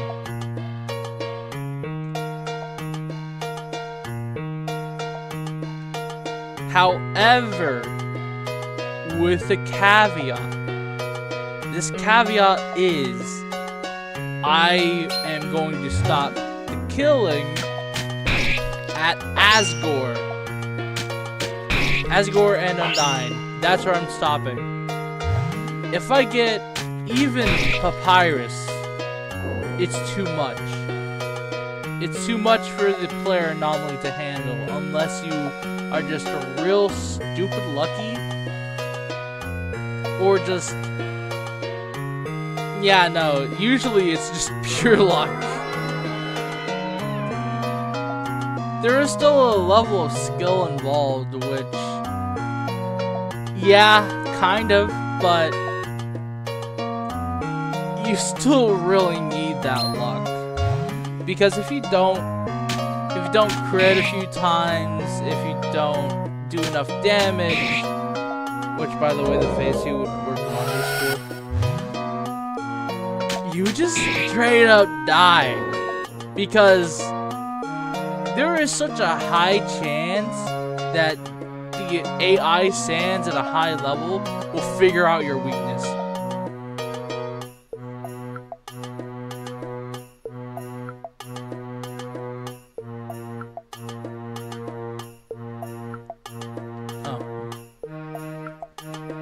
Oh, why do I like doing this again and again?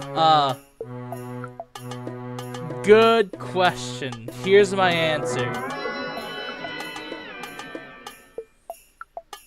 It's the gameplay loop.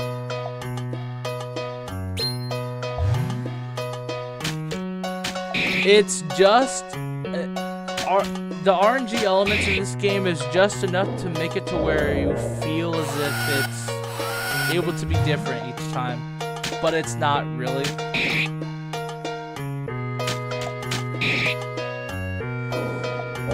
Plus, this is I said it before, I'll say it again. This is my favorite game in general. That was a double critical hit. Wow.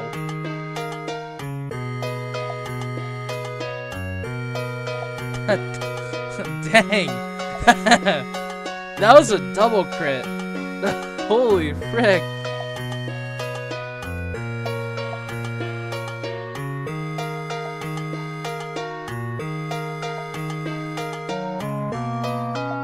The enemies do look kind of scary, and that's also the point of this version of Dusttale.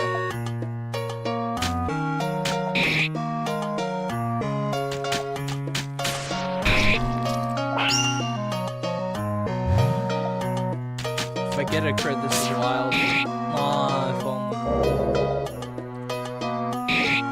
Ruby kind of looks normal, but it's still kind of weird looking.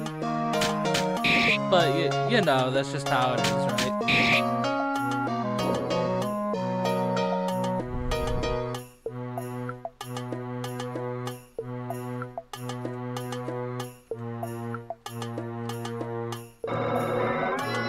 Now, see if I can get here good.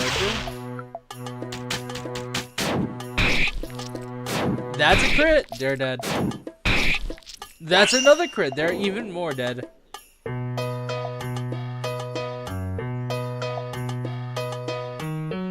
Oh, so this doesn't really have an explanation.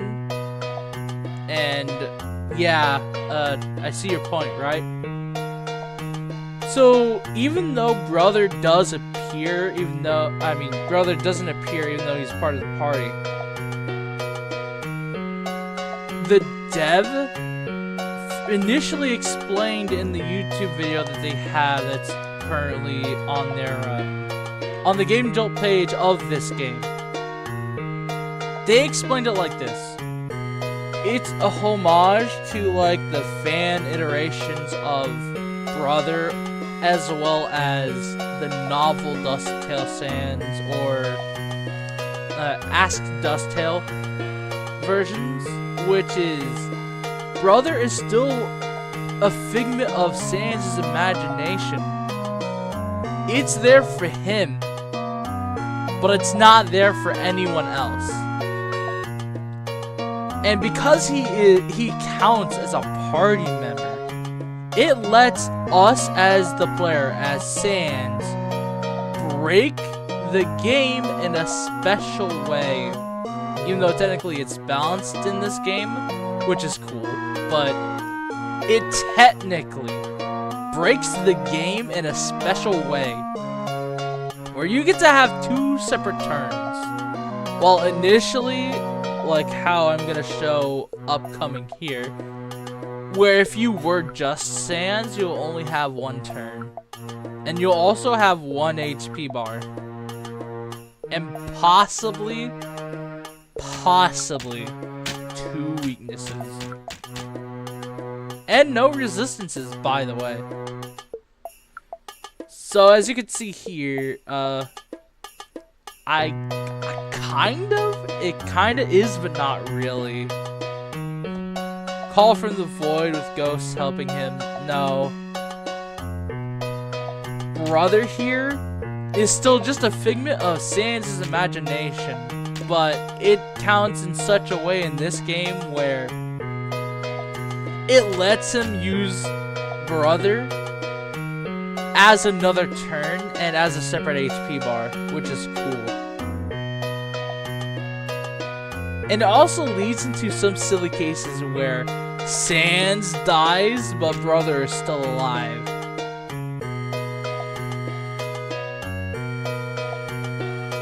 Oh, not a ghost, but a memory so strong he is somewhat there. Yeah, actually, if you explaining it like that, yeah, I think it's similar to that. That's actually pretty cool.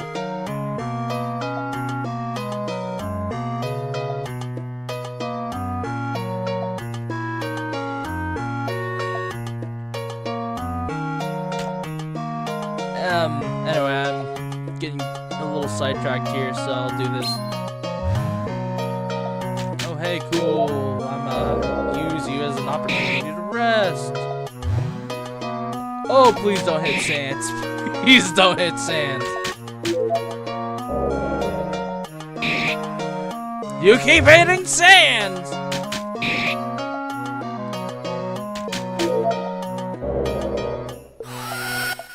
Oh, now you're calling for help.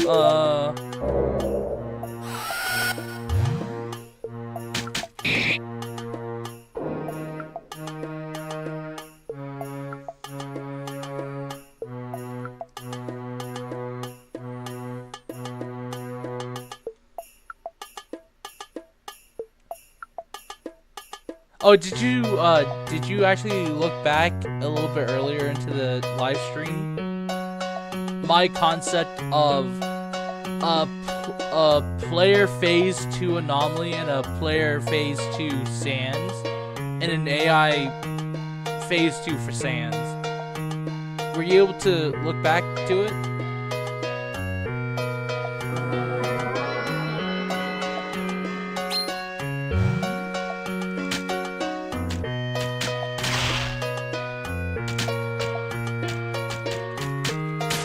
I give a whole spiel of what I think would be super cool for the game, but in actuality, I'm not sure how it would affect the balance of the game. Oh, okay. That makes sense.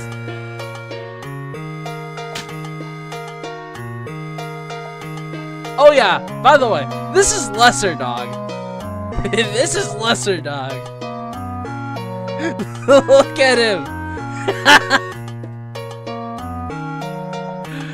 His face looks all so innocent. Then you look at his neck, the body.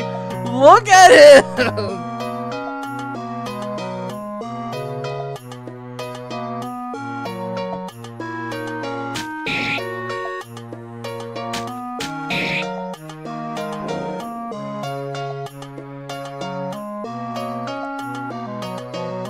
Who pet him that much? I don't know. That's a good question. Who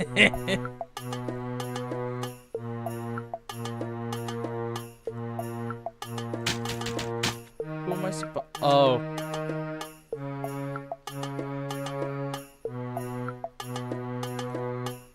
I completely... Aw, man. But there goes Snowy. Hoping the ice cap's still there. Yep, they are.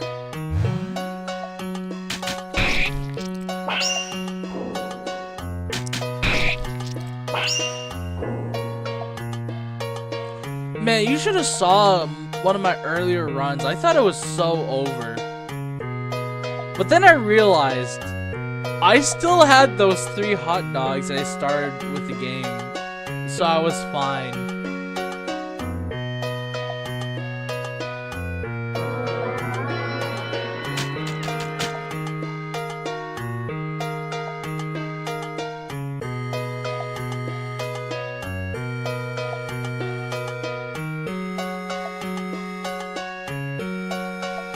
Okay, that's kind of funny.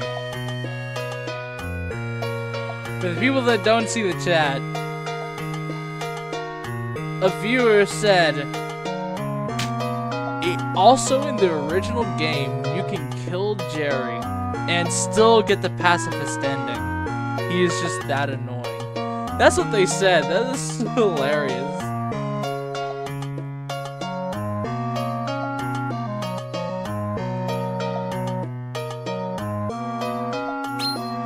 Speaking of Jerry, by the way, yeah, we get to fight.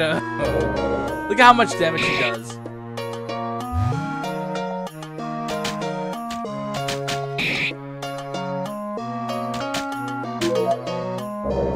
Luckily, he's like super tanky too, but like,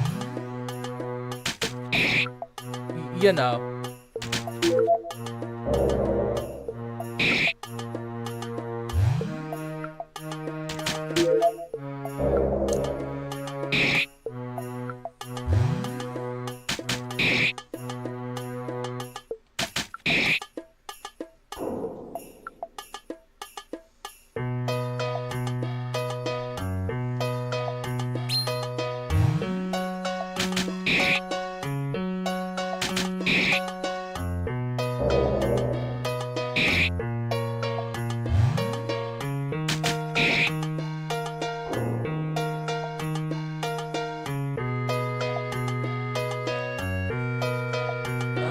I'm gonna see if I can get that Snowy.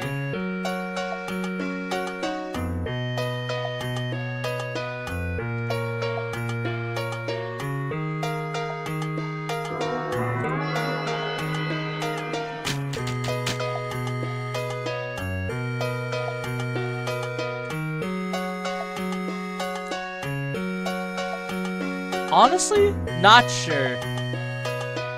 Please let me catch up to him. Please. Aw. Well, there goes my chance of catching up with him. Oh, thread the needle.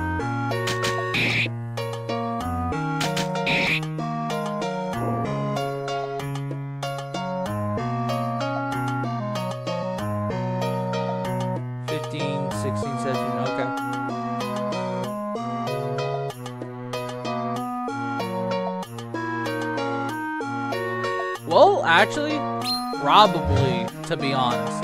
Probably.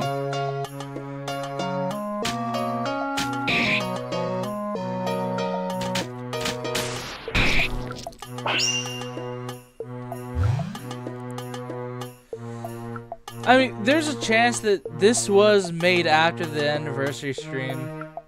If I'm not mistaken, this game was made on the day that, Dusttale anniversary was a thing. I'm not sure about the specifics though, because you know how Game Jolt is. It just won't say. Real cool, I know, but like, yeah.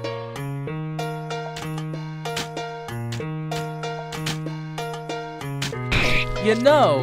Oh wow, that's cool. Actually.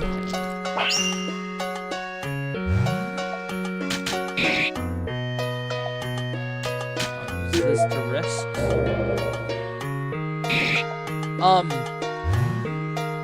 in one of my previous streams, the creator of the game actually like responded to some of the stuff.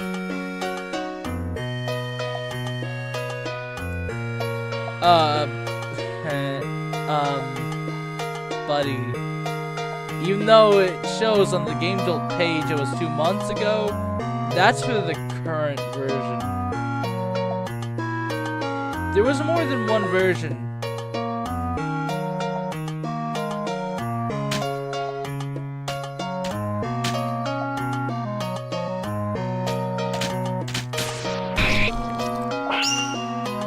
That's why I get a little peeved with Game Jolt. Because you don't get to really see the original bit of it. You could at least, like, I don't know, maybe ask the creator, when was it actually created? Was it actually created at this time?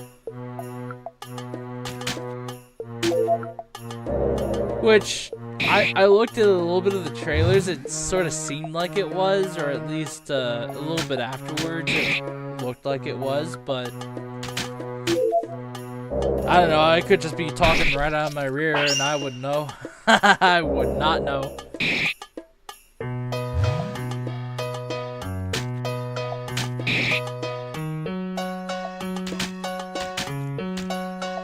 I'll rest a little bit more.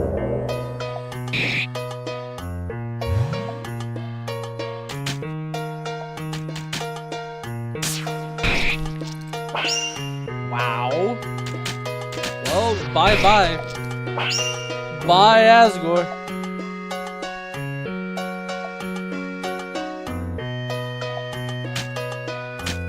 I'll heal a bit more. I'll use the hot dogs. This should be it.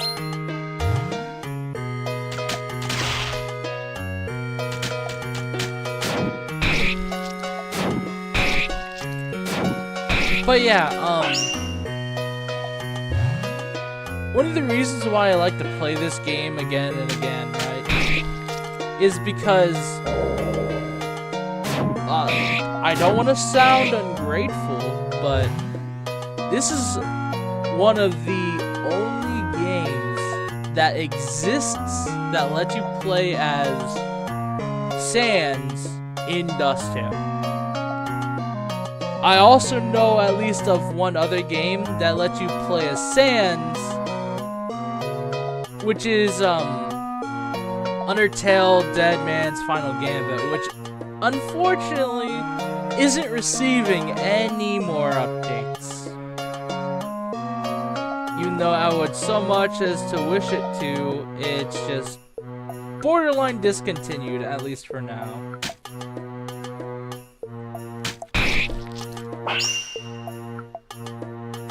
The upcoming nah. I said it once, I'll say it again. It's borderline discontinued for now.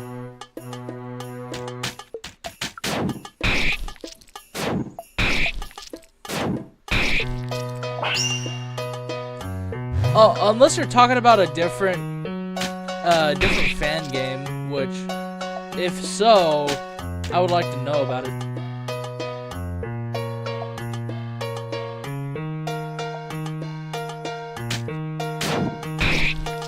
Yeah, no, if you were to type while playing the Undertale Dead Man's Final Gambit, if you play that and you type in Undying, you actually get to play a demo of being Undying. And it would be it's really cool. But again, it's a demo. It wasn't a full thing, and as it's looking, at least right now, it's gonna be a demo forever, or at least a really long time going to just be a demo.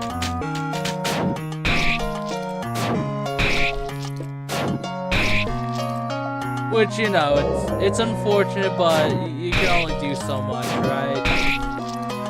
Ah!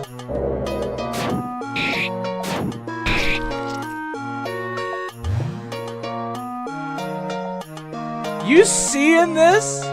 This is why I say almost anything can happen in this game. Look at this. Sans almost died.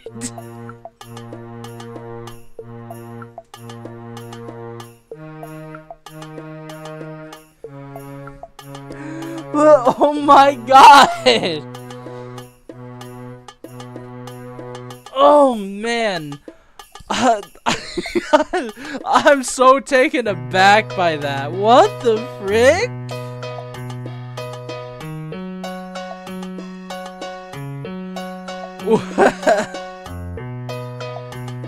Well.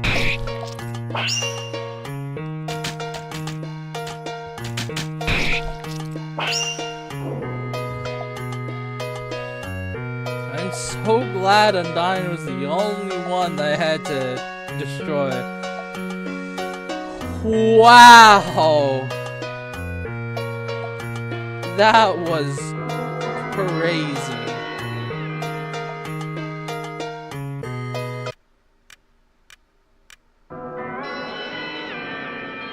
Anyway, this is gonna be for playing as the anomaly.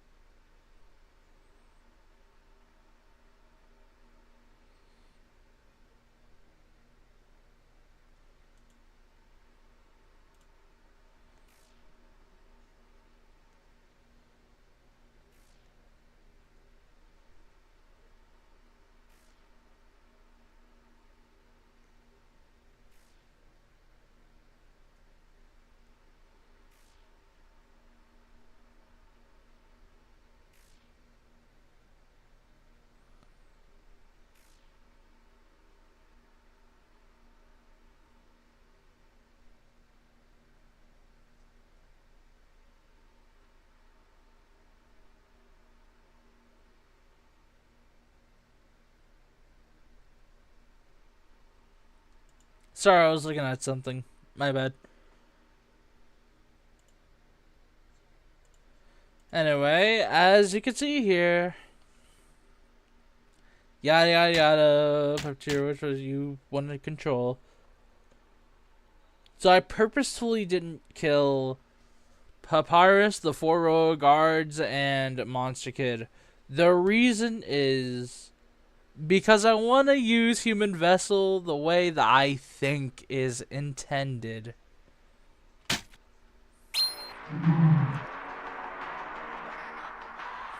I've set the preparations. Let us begin the battle.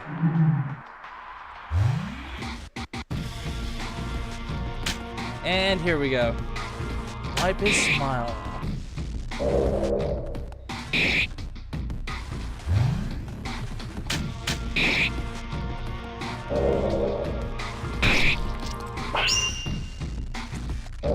Oh, it's starting to get a little nasty. Look how much damage he does. And this, he isn't even on max level. That's why I say, even the player version of Anomaly should really have a second phase too. Doesn't have to be as powerful as the current version of them as the AI, but again, it would be nice for that extra defense.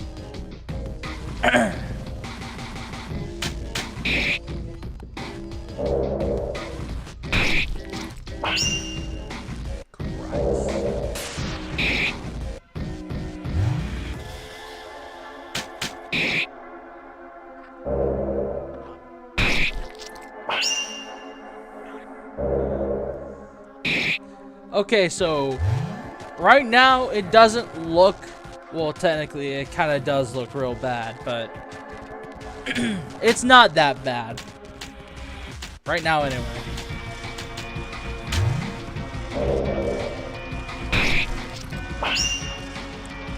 It's kind of looking that bad right now, actually.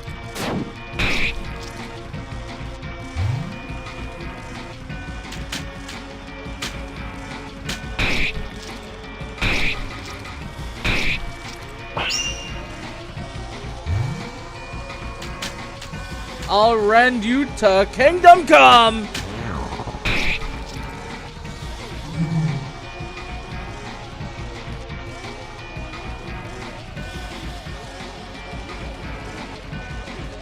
Now, see...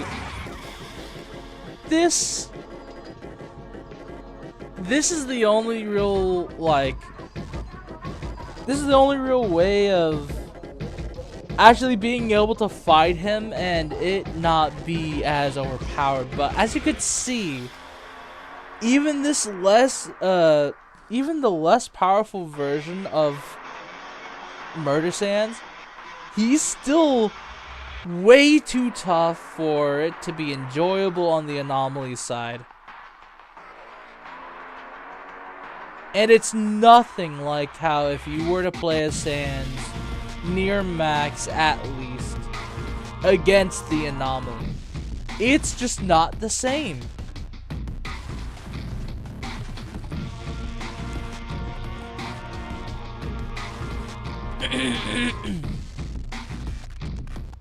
And honestly, even though I ended it off with like a really powerful move, it felt like it was super cheesy just for me to do that. But it forced me in that situation to, because if not, I'd be gambling my life at least one more time. And even then, I probably could have died.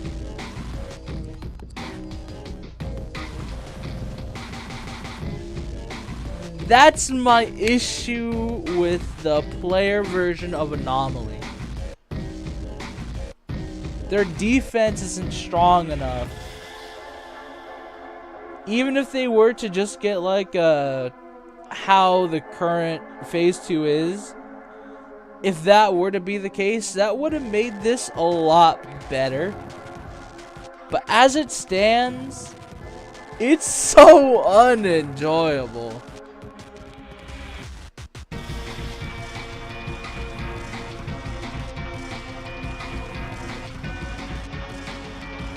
But yeah, anyway, he says, "It got me good. Guess I'll try harder next time."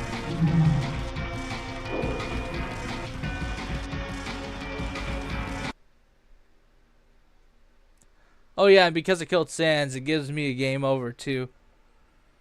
Which, hey, that's cool. It's neat. No complaints there. Which, by the way, you could walk over these. You can. It's kind of funny. It's goofy, and I like it. But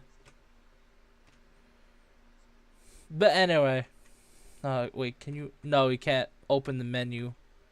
Would be kind of cool if you can open the menu. But anyway.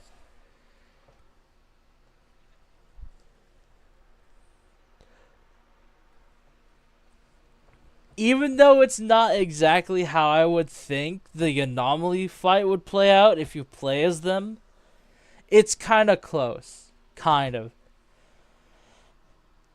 See, whenever you play as the anomaly, I would expect Sans to be able to heal at least a little bit. And maybe he would have a Phase 2, but at most, I would expect him to be able to heal.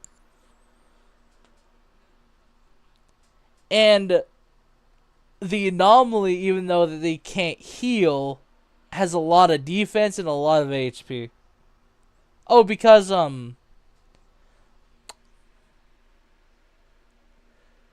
if you don't know, I played as the anomaly. And I beat Sans.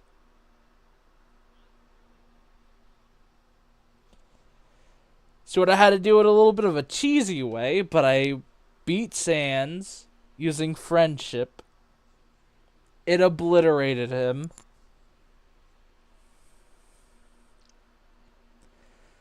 I was kind of what happens now? I'll just do it again, and then I'll fight the anomaly again.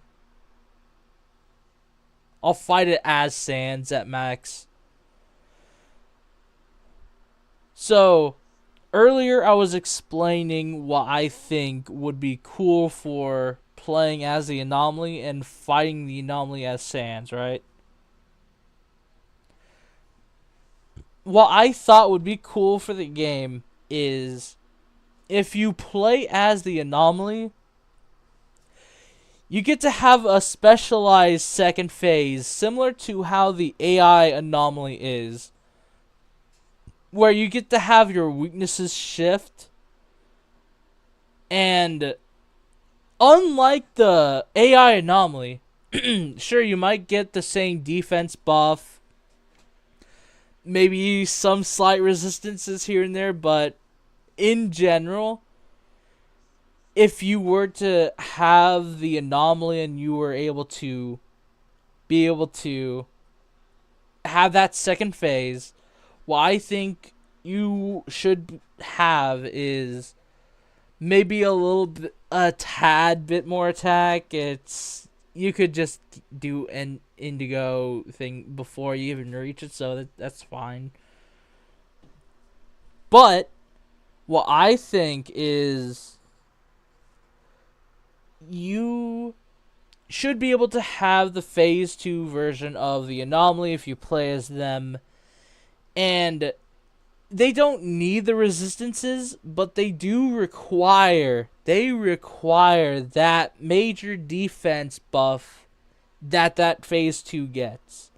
They need that. You could probably hold off on the resistances because it's sort of built based around Sans having 2 turns instead of 1 turn.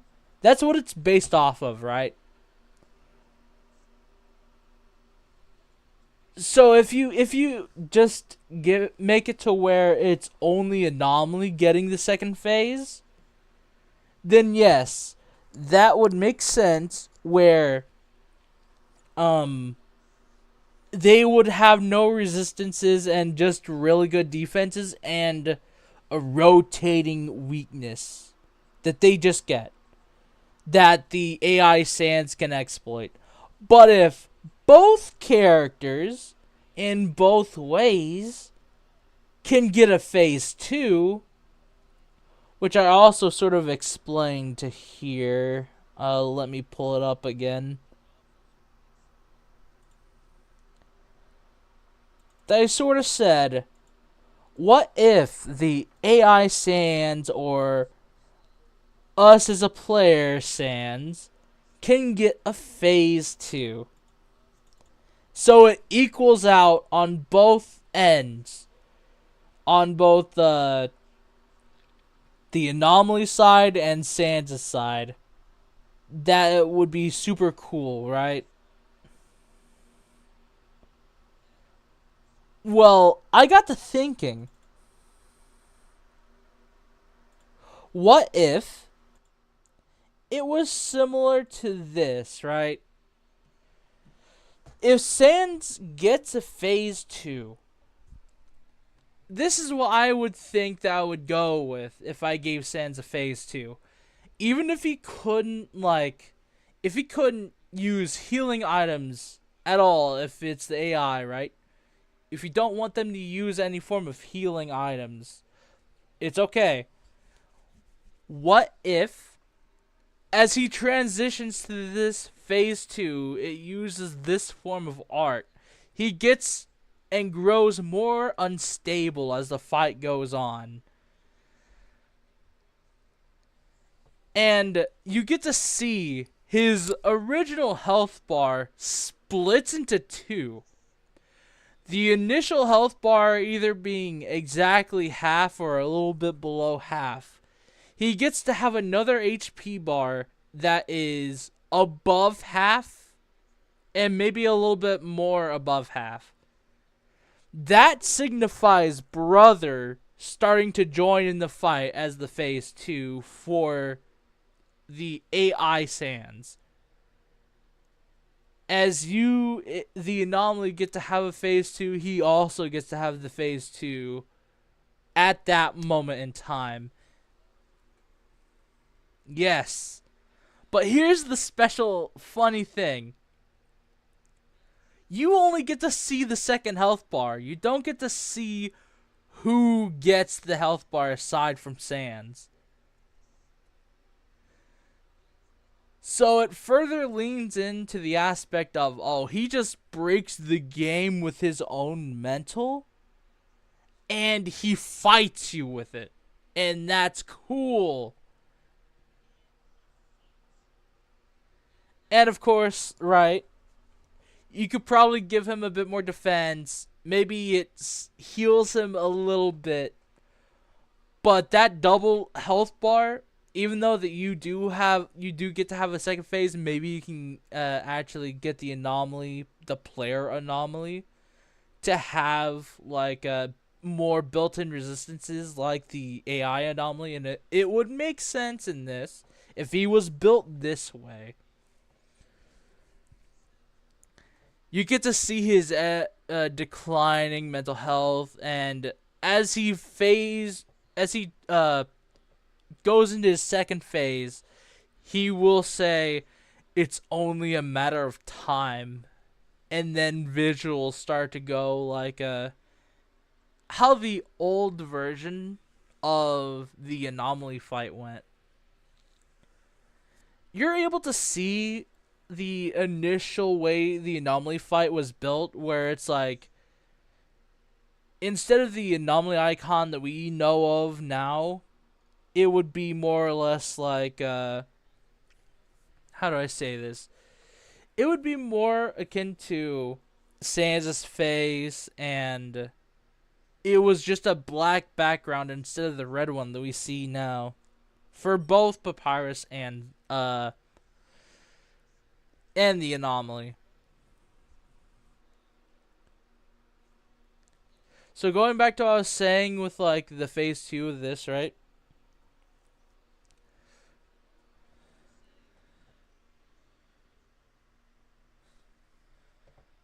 I wouldn't go full on to say he summons brother, but yeah. The only reason why I say this and not agreeing with you is because the creator of the game really likes how brother is initially portrayed as within the party, which basically it's like he functions as a party member, but he's not actually a party member. He's a figment of Sans' imagination.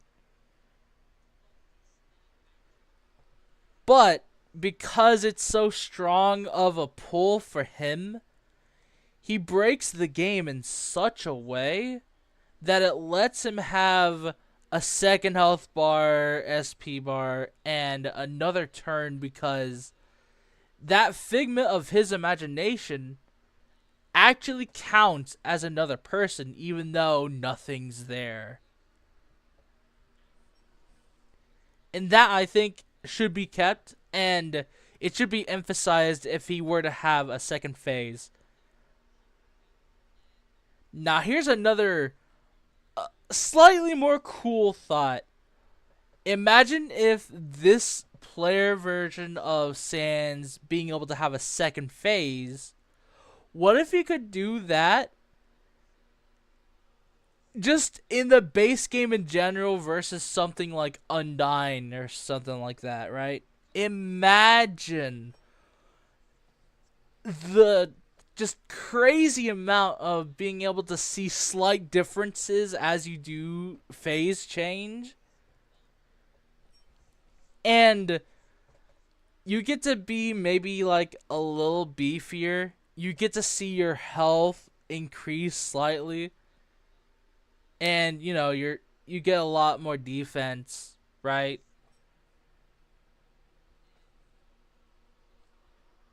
That would be really cool.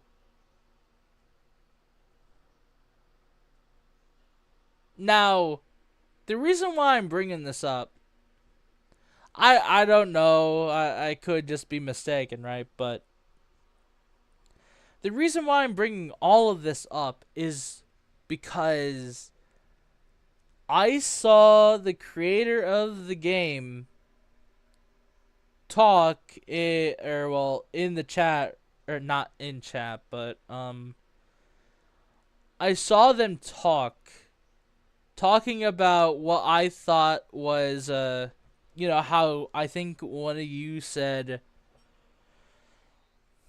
"Oh, I think all this is like a dream or something or whatever, right?" And I said, "No, I don't think it's a dream because I think uh they the anomaly resets just so we could do it all over again and all that stuff." Yeah, it's literally just a manifestation of his memory.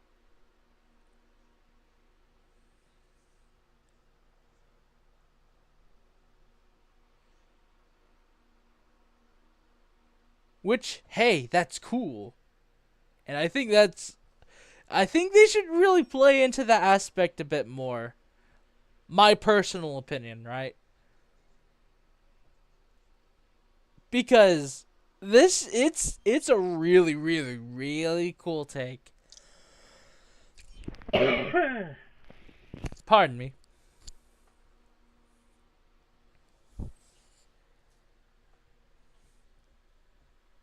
But yeah, so I saw the creator of the game talking about like after I was saying how I don't think it's him dreaming, and I gave a reason as to why I think so, right? Why I don't think he's dreaming. I said this.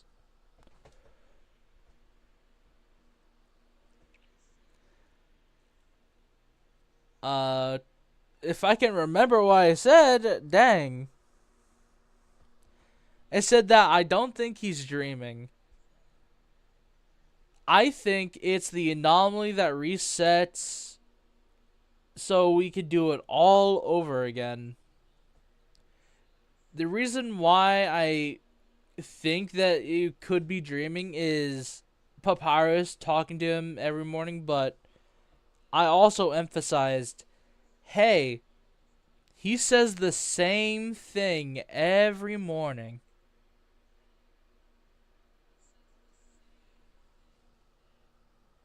And that's how I know that it's not a dream. Now, they said it a bit ominously with what they said, oh, it sparked an idea or whatever. And I'm like, oh, in what context? I didn't really talk about it much. Although I was really excited to think. Actually, I wonder how they would take it. How would they take it and put it into this type of game?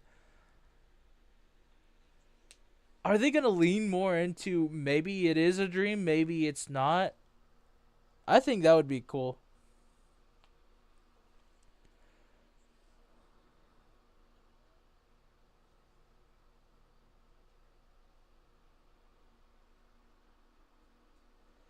The thing that's stopping the anomaly from appearing faster? That's a good question. I don't know what actually stops them from appearing faster. I personally think it's like a time estimation as to what's the earliest they would show up. But aside from that, I don't know if they actually do have anything stopping them except for like, I'll give you this allotted amount of time.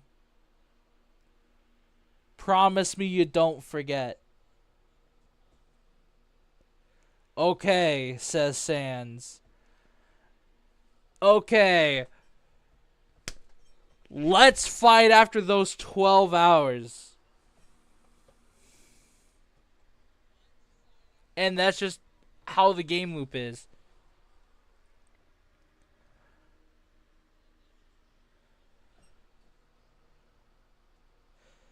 Anyway, I'm going to take this time for a break. Uh,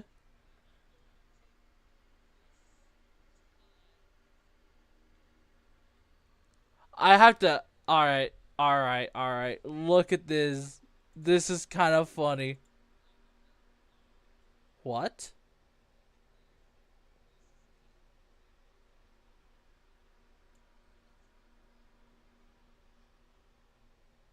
Huh?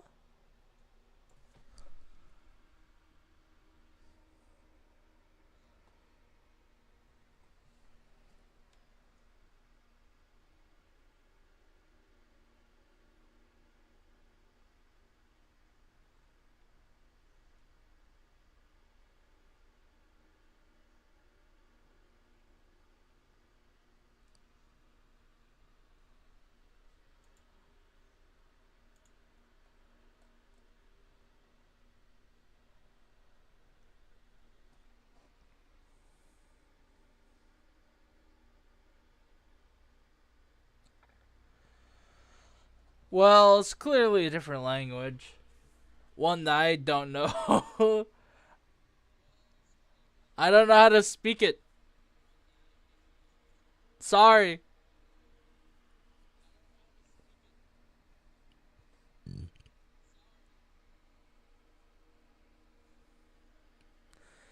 And anyway,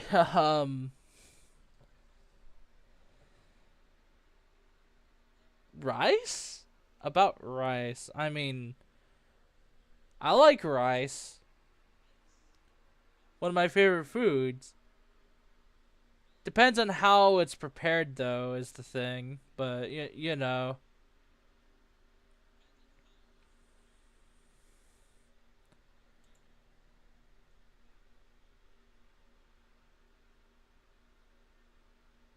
Okay. Rice that's prepared in a salad is crazy. What kind of salad? I need to know. What kind of salad? What the frick?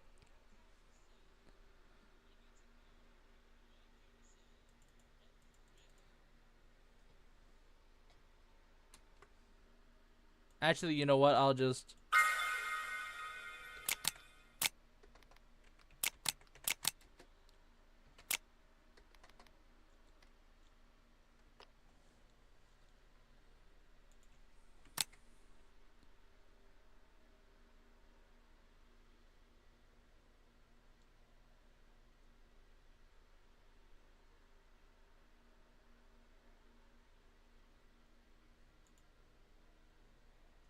Hey, buddy.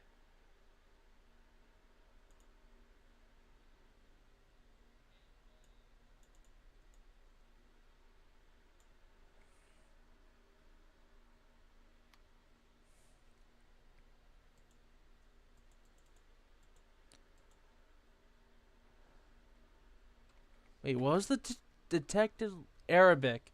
This is Arabic?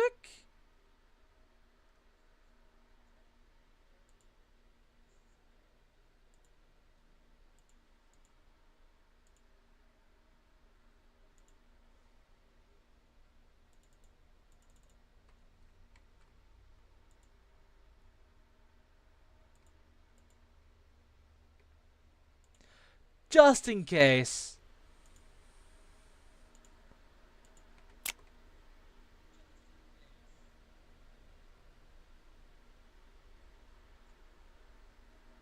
The tenant replied, Rice.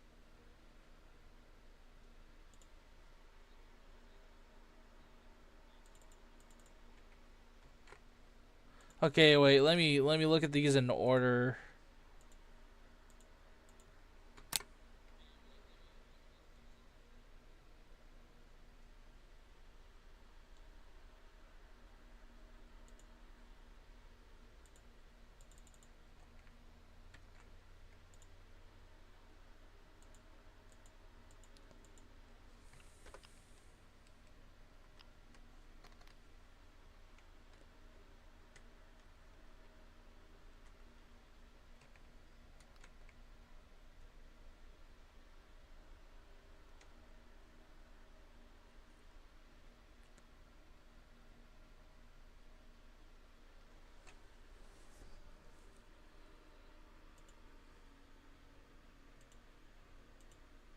Hey, I don't know if they can understand me, but I believe they're in the wrong chat.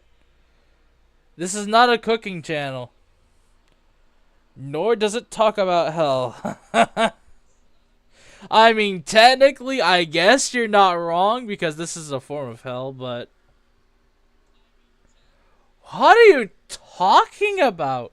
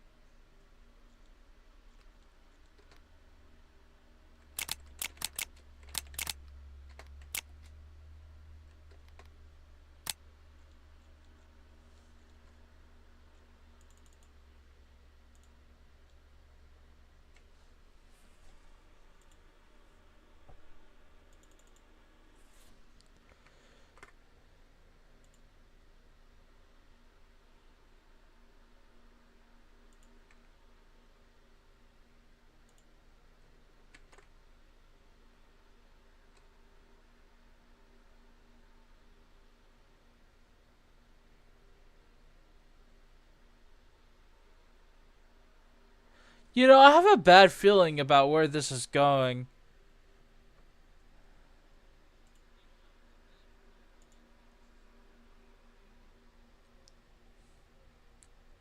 I don't know what you're talking about, but I don't need to... I don't need to do any of this.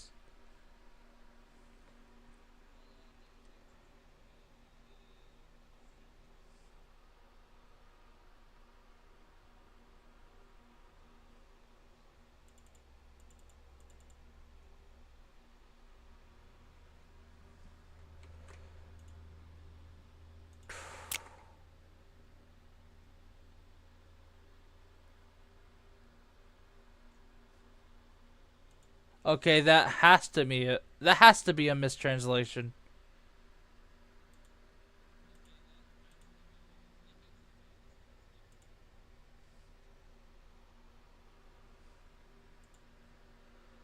Uh, okay, I guess. I don't know what you want me to do.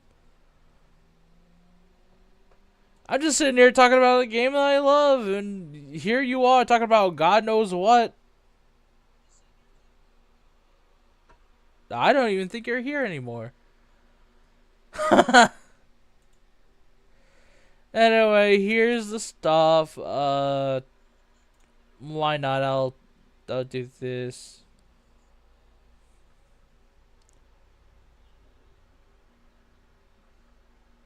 No, he isn't what?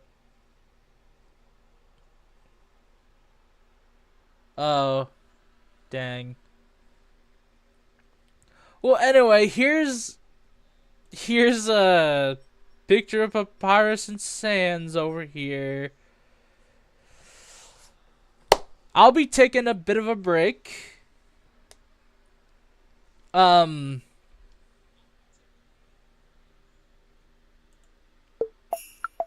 Here, I'll do this.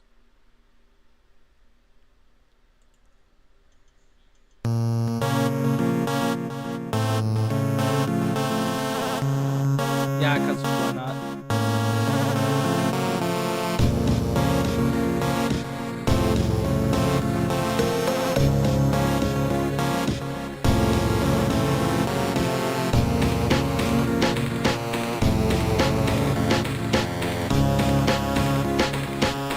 Okay.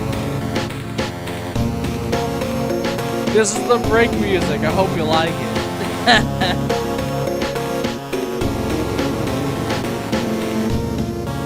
Let me turn it down a little bit. I loved this scrapped battle theme. I just wish it had a place, but it didn't.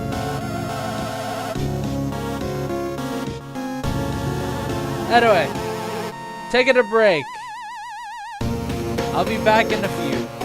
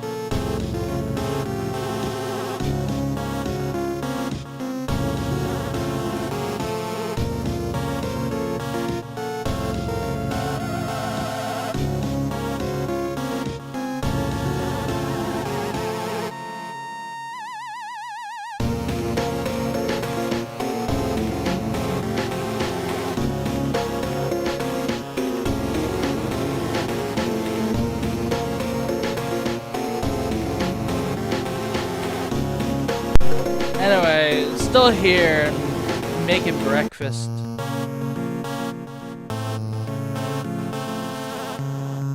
I sort of started the stream, not have any plans. Well, I never really have any plans, but you know, this is the waiting music, I guess.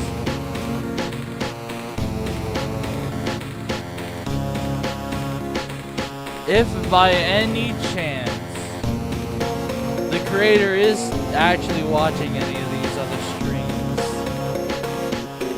hey, this is my favorite song. It's so dang catchy, I love it. Anyway, back to being AFK again.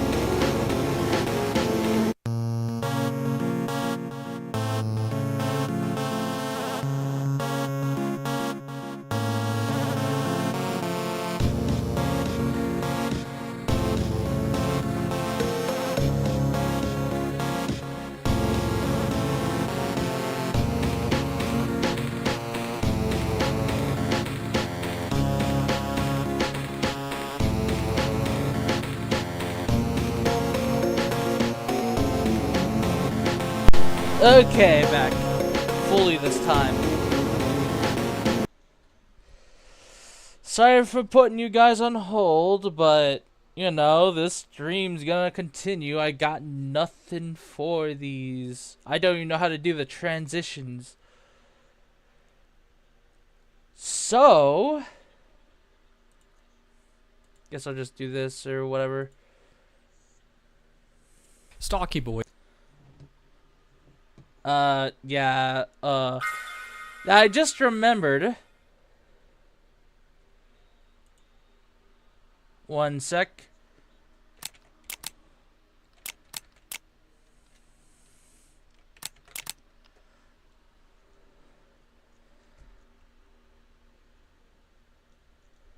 Wait, why is this on IGN?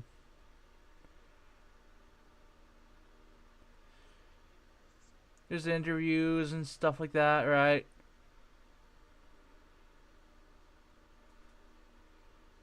That's the trailer. I guess I'll just watch it from the IGN thing. With lack of anything better, right?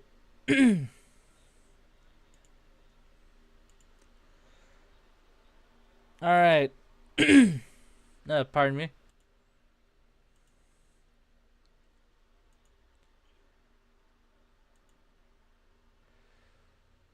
So this game, and yeah, I'm gonna talk about something else. Talking about the game that I like a lot. Sometimes it does tend to get a little bit boring. I understand it, so I'll shake it up a bit now and then. I'll talk about something else. This upcoming game, it's gonna be dropping September 8th, I believe. Which it's far away. It's super far. I wish it was closer, but it's so far away. This is Halloween, the official multiplayer overview trailer. This thing is really cool, but I'll explain a little bit of stuff that I really am looking forward to with this game.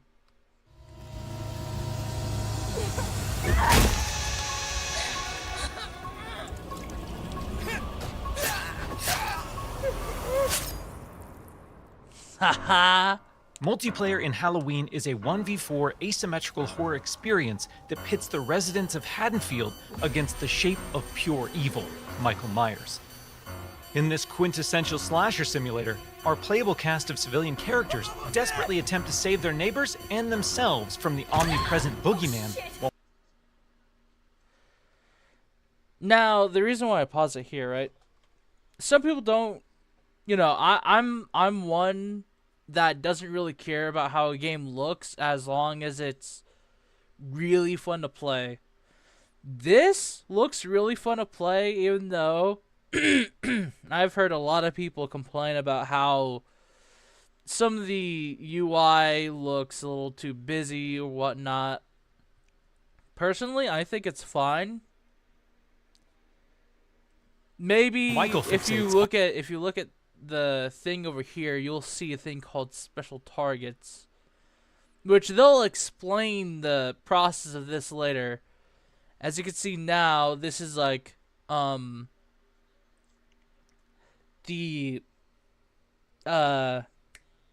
this is Myers' ability to stalk, and I'm assuming if you're able to see the thing, this eye down here,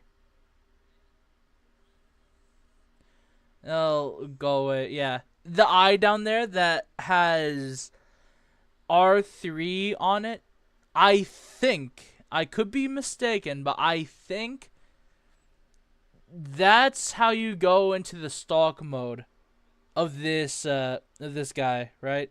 Of Myers.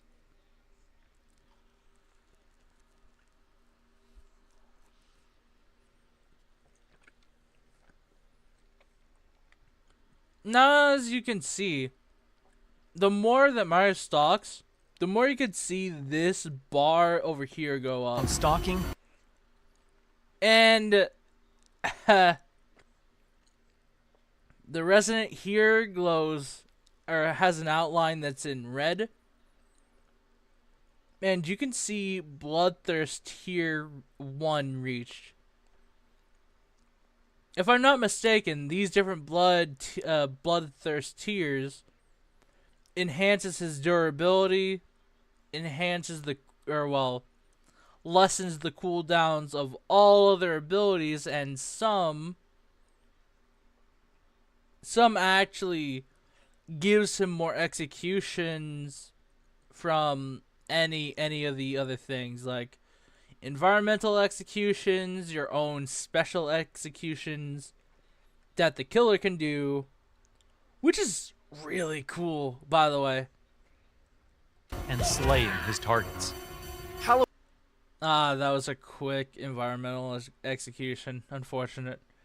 But yeah, you get EXP even for like Halloween AI provides kills familiar or whatever. elements fans of the genre know and love, but we're incredibly excited to pull back the curtain and unveil more details that demonstrate our commitment to delivering our most robust, dynamic, and terrifying. I'm sorry I'm pausing a lot, but look at this. Just look at this beautiful scene, okay? Turning the speed down a notch.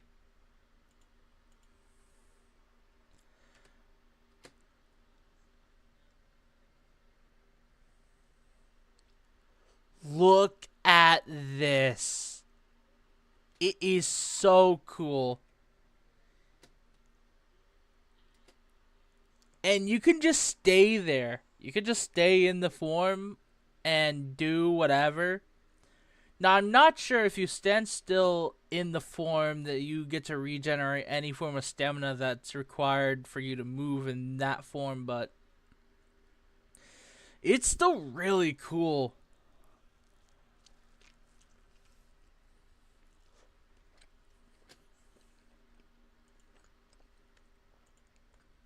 Just a neat observation that I thought was cool. Yet. Michael Myers is a creeping, methodical killer, and on Halloween night, Haddonfield becomes his hunting ground.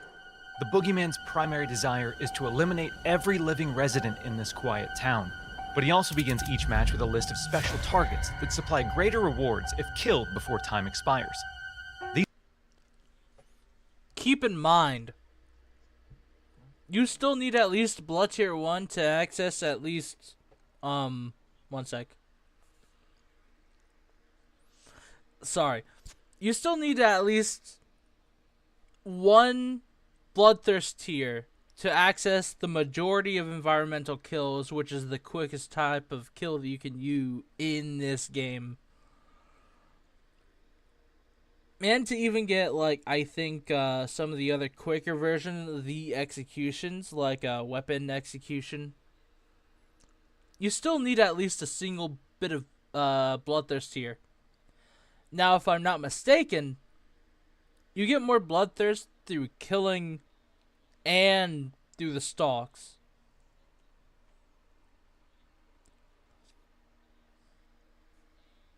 I'm not sure how much you gain through killing, but yeah, that is true. Also, by the way, these are the amount of players, or at least the current amount of quote-unquote heroes that's available in the game so far. Some people speculated that it's like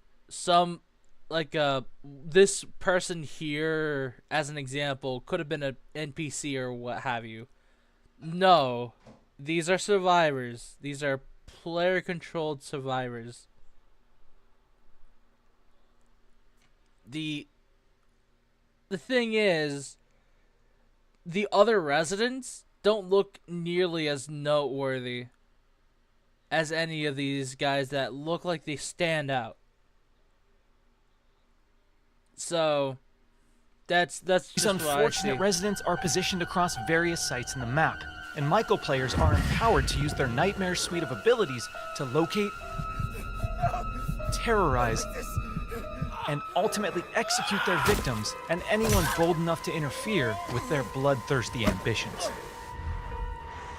Killer Sense allows players to step behind the mask and stalk the residents of Haddonfield. When using this skill and entering the first-person perspective, Michael becomes aggressively aware of his surroundings and the proximity of potential prey. Something I did forget to mention, which luckily they did mention here. Going back, you're able to see those splotches that looks like sound waves Michael as you look through this here. That potential sound is a potential resident within, you know, the little small city here. becomes aggressively aware of his surroundings and the proximity of potential prey. By focusing on targets with murderous intent, Michael builds varying levels of stock, which aid him in identifying and tracking targets and open increasingly satisfying options for executions. An effective killer always keeps their victims unaware of their presence until those final fatal moments. While historically Michael Myers isn't known for his speed, fundamental abilities like shape jump amplify the shape's mobility with hauntingly unpredictable results. In shape jump, Michael slips into the shadows to move around environments unseen. Not only does this increase Michael's base movement speed, but it also provides access to other powerful traversal options, including shape dash, which sends Michael lunging forward with violent momentum. Traversal as this Michael slips into the shadow. Hauntingly unpredictable abilities like shape jump. Historically, Michael Myers isn't known for his speed. Fundamental abilities. While historically Michael Myers isn't known for his speed, fundamental abilities like shape jump amplify the shape's mobility with hauntingly unpredictable results. In shape jump, Michael slips into the shadows to move around environments unseen. Not only does this increase Michael's base movement speed, but it also provides access to other powerful traversal options, including shape dash, which sends Michael lunging forward with violent momentum. Traversal options increase slips into the with hauntingly unpredictable abilities like shape. While historically notice Michael Myers isn't known for his speed, here, fundamental while he's doing the shade jumper, I think that's what it was called. Notice the bar down here. Abilities like shape jump amplify the shape's mobility with hauntingly unpredictable results. You're able to see it, right? If you aren't able to see it, I'll go back and play it back again. Playback speed 50. Look down here again. Really pay attention and look at his speed here. You see that it looks like it's draining and it could possibly mean that he would get out of it, right? That's what people think. Or some of them. That's what some of them think. But then you see that he's just sort of slower and he's still moving a little bit and it's hardly moving at all. That leads me to believe that this shade jump, which also, by the way, it has a really low cooldown. Anyway, this shade jump doesn't actually have any allotted time that you are supposed to stay in it. Shade jump here, you can stay in it indefinitely. And of course, this doesn't show it. This gameplay overview doesn't show it. But you're able to hide in some things like lockers or not lockers. You're able to hide in some spots like what is it? A closet of some kind or anything that you're able to hide in. What game is this? This is literally just called Halloween. And of course, if you know what Halloween is, it's based off of Michael Myers and the series entirely. So a little earlier, I was talking about how this important tool for him. My jeez. Okay, buddy. Anyway, pay attention here because this is like his best mobility tool.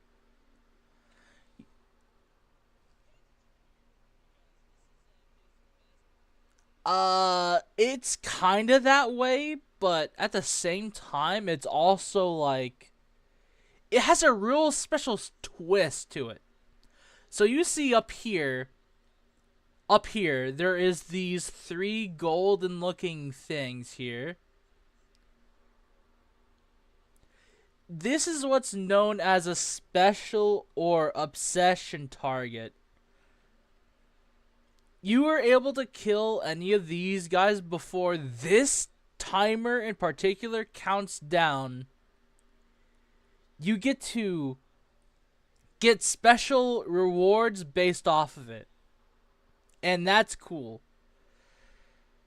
And these are most likely the number of stalked victims or stalked residents. As you can see, this is a resident. They have the same icon, and the only way you get them to have that red highlight around them is if you fully, quote-unquote, stalked them. What that means is you looked through using the, let me see if I can find it here. Oh yeah, this talks about the special targets. And by the way, these are players, or the possible players you can have. I'm getting to it. One sec. These are the players, and there's some that could just be like, it could be just 4 players or up to 5. I think at most it's probably going to be up to 5 players. However, you go to this, right? Also, by the way, something I forgot to mention. This little icon here, right here, where my mouse is, that's the ability to sense others through walls. It does have a set range, and it doesn't last as long as I think it does, but it's still pretty good. And this little brake lamp light thing that you see here, yeah, it's all right. I think it's because of my Wi-Fi or something. I'm not sure. But anyway, if you see this little light bulb break icon, this little light bulb break icon signifies you're able to create a blackout among the whole area that you activated around it. Now, I think the cooldown's 2 minutes. I'm not sure how long the effect will last. But, yeah. Now, this little icon, this is the most important thing you can have in this game as Myers. This is called the reality tear. It forces shade jump temporarily. It forces shade jump no matter what's going on around you. So usually shade jump allows you to traverse through things, but it has a very minimal, like, it has restrictions. The restrictions are you cannot be near the person or near any civilians and deactivate it. You have to stay out of their line of sight, and you also have to stay out of the light. If you go into the light, you will glow red like this shows here, and this prevents you from exiting shape jump. Reality tear doesn't care about it. It lets you do it for free. It lets you jump place to place or escape from whatever you have going on about you. instantaneously, by the way, and it lets you reposition yourself or get a different angle on a situation that you might find is a super tough situation, which is cool. Now I'm put this back on the normal speed and watch a little bit of this. Shape jump, Michael slips into the shadows to move around environments unseen. Oh, alright, so as you can see here, this person is named Leo Rogers.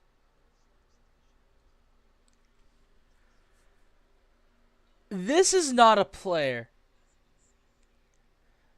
The actual number of players might be more or less than what this is. And of course, NPCs can also become the special targets, at least from what I know.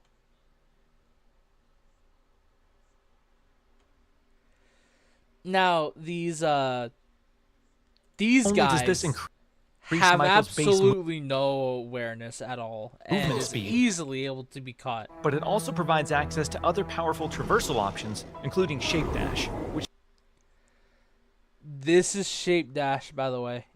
It is so cool. sends looking. Michael lunging forward with violent momentum. Options, including shape dash, which Also notice there's this blue bar here that shows how many times you can do a shape dash, and it's also on a cooldown. Also notice this is separate from the stamina bar below this blue bar here. sends Michael lunging forward with violent momentum. Shape jump is confidently one of the most powerful tools at Michael's disposal, and supplies And this is why shape jump is super cool in this unlimited game. possibilities for iconic jump scare moments. Stay cool. However, that potency comes with a few major caveats. Here's where you actually get to learn about the weakness of shape jump. Our masked antagonist can only enter and exit shape jump while in the cover of darkness or outside a resident's line of sight. The light may provide temporary reprieve for the residents of Haddonfield, but Michael can work Yes, he can get blinded, and it's funny. to remove sources of illumination by shutting off lights, cutting power, and even catalyzing temporary blackouts. So as you can see here, this is the ability to make him cause a blackout. And it lasts for a good amount of time.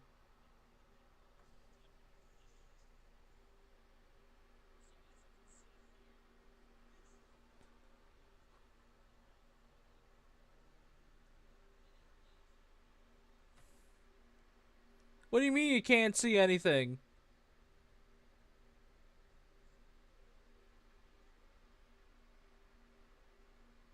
I'm looking at my phone and it looks fine. What do you mean you can't see anything?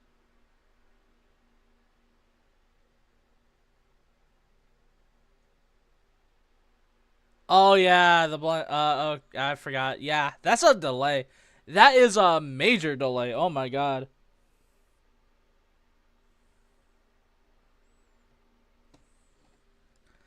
My bad. That's on me. But yeah, blackout. Despite the unquestionable malevolence of Michael Myers, his horrifying homecoming to Haddonfield won't be welcomed without resistance. Oh, 99.9% of people will not notice this Michael Myers spot. Homecoming to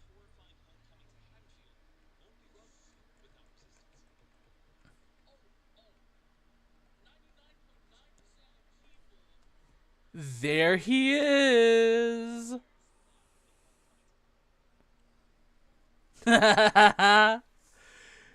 Oh man, imagine this happens in a game. Oh boy. Oh boy. Now here, look. Even though I just pointed it out to you, this is within a fraction of a second. Field won't be welcomed without resistance. And he's gone. He's gone.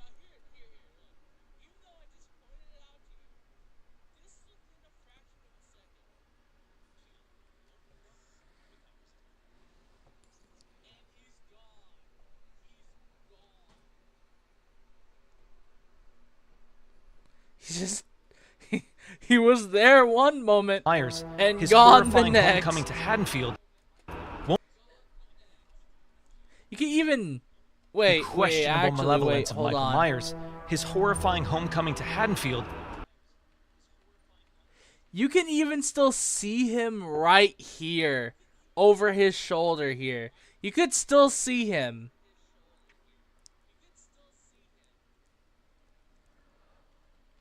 But just a few more seconds, you see the exact frame his hand goes away.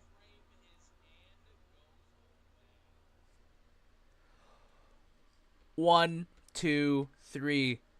And he's gone. He's instantly gone. Immediately. Not there anymore. Hardly anyone will be able to notice that in real-time gameplay. be welcomed without resistance. Because this is what all His happens in horrifying that homecoming few to seconds. Haddonfield won't be welcomed without resistance. You missed it. As the body count climbs and I'm telling you, it's so cool. despite the unquestionable malevolence of Michael Myers, his horrifying homecoming to Haddonfield won't be welcomed without resistance.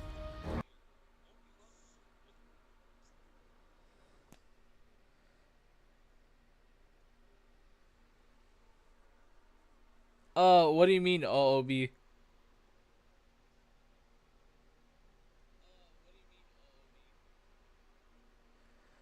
I mean, I already saw the chat message, but I'm just saying, what is it?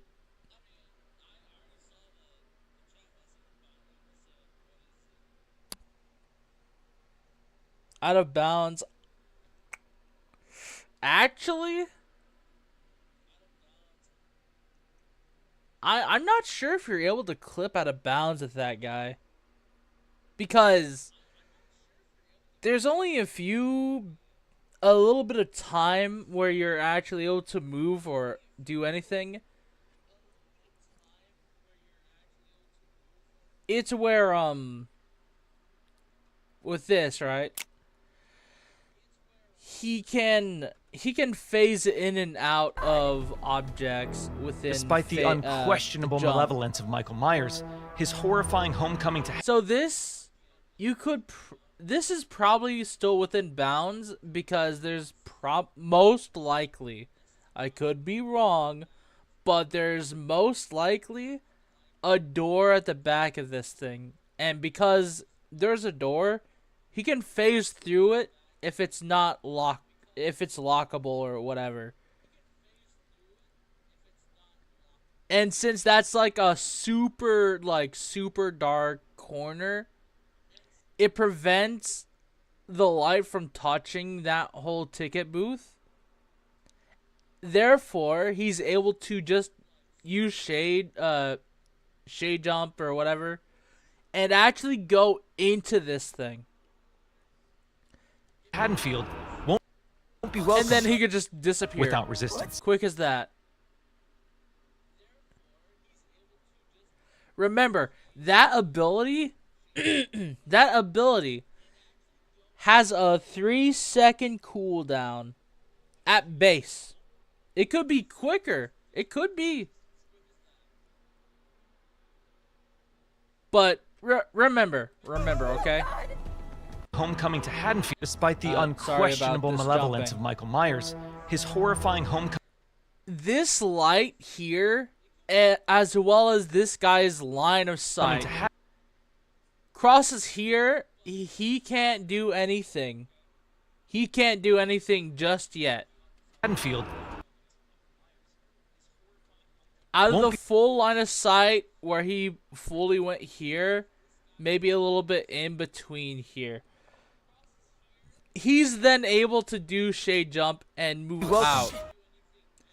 It leads to crazy movie moments, and it's so cool. without resistance. Alright, now, this is what an average game would probably look like, okay? Notice, you see these two guys here, right? Up in the HUD here. You see that there's these two that are indeed dead, and there's an ungodly number of just civilians.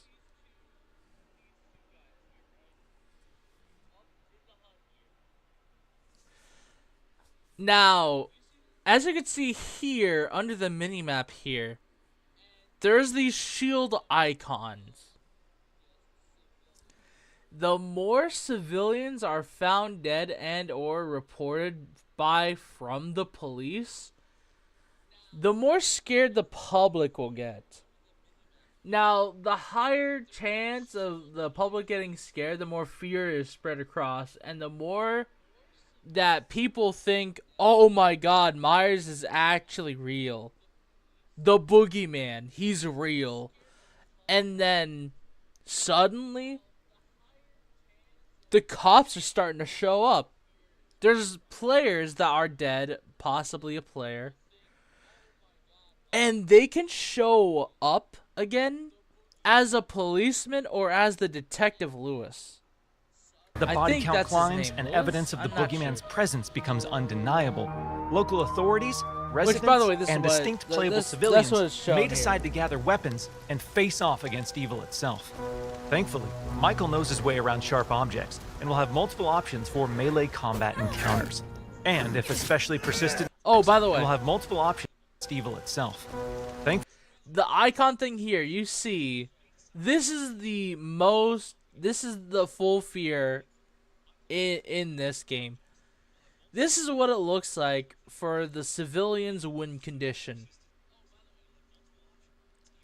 It's not only this, but if they get a chance Michael knows to his way around fight sharp objects. you and do whatever, right? As you could also see here, this is Bloodthirst Tier 2.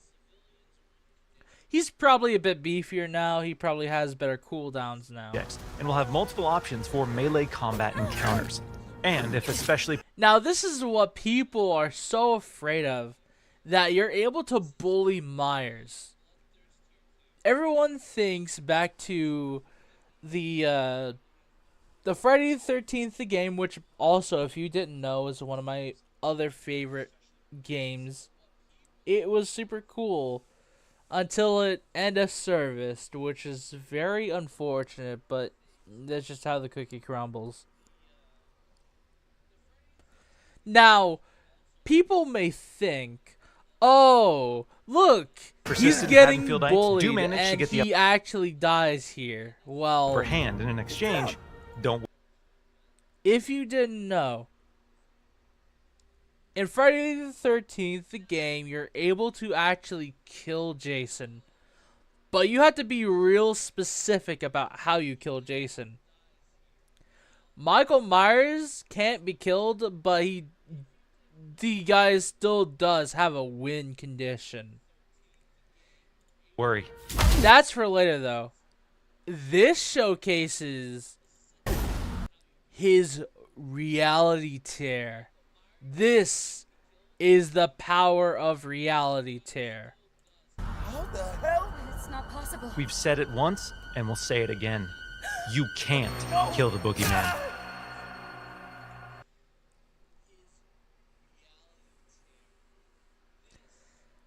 And that's why I say Worry. you're not going to be able to bully this guy. Objects, and will have multiple options for melee combat encounters. This guy, yeah, you can stop him a few times. You can prevent him from doing whatever. Maybe you can make him lose a bloodthirst here, but he will never stay down. Especially persistent Haddonfieldites do manage to get the upper hand. And unlike Jason, when he gets up. In an exchange, Oh, by the way, this also plays a quick time event for him, so he can activate it like how he does in this situation. don't Don't worry. After they hit that quick time event, instead of him standing up sitting up and then eventually getting up on his own, which by the way, it's the default get up animation. He still has that, right? However, he has the ability to use reality tear. How the hell? It's not possible. We've said it And that's the reality tear. once, and we'll say it again. You can't kill the boogeyman. Now, that you can still delay him. You can still maybe sometimes bully him a little bit, but you have to remember, he's able to do that reality tear at any point, any time, and reposition to catch you off guard. It does have a massive cooldown to compensate for that huge, humongous strength. However, I submit to you, just the mind game of him possibly having it is enough to get any sensible player on guard, even if he's downed. Now, as a survivor, you'll eventually also get to see their win condition. Now, earlier, Sunky, you asked, what's the objective of this game? Well, Michael swiftly endeavors to turn Haddonfield into Now, a I'll graveyard. let this play a A bit heroic more, group of civilian characters yeah. desperately attempts to save their neighbors and escape the boogeyman's bloodthirst. Oh yeah, as you desperately can see, attempts you to can save their also neighbors shove and him. escape the boogeyman's. But to my knowledge, I don't think this really does any damage. It just shoves him a little bit. And he can also just use grab to phase through you and, Bloodthirst. you know, just... He can't really be body blocked that much. As a civilian, it's Now, this is one of your primary objectives as the civilian, as the survivor. You have to convince these civilians that they're in trouble. The boogeyman's out to get them, and they have to seek help and escape.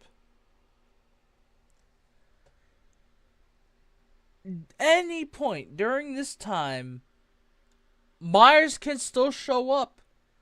He's an ever-looming threat because he has to first stalk to get, at the bare minimum, Bloodthirst Tier 1.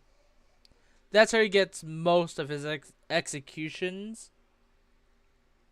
And it buffs him a little bit. It's the bare minimum, which he has to do, by the way.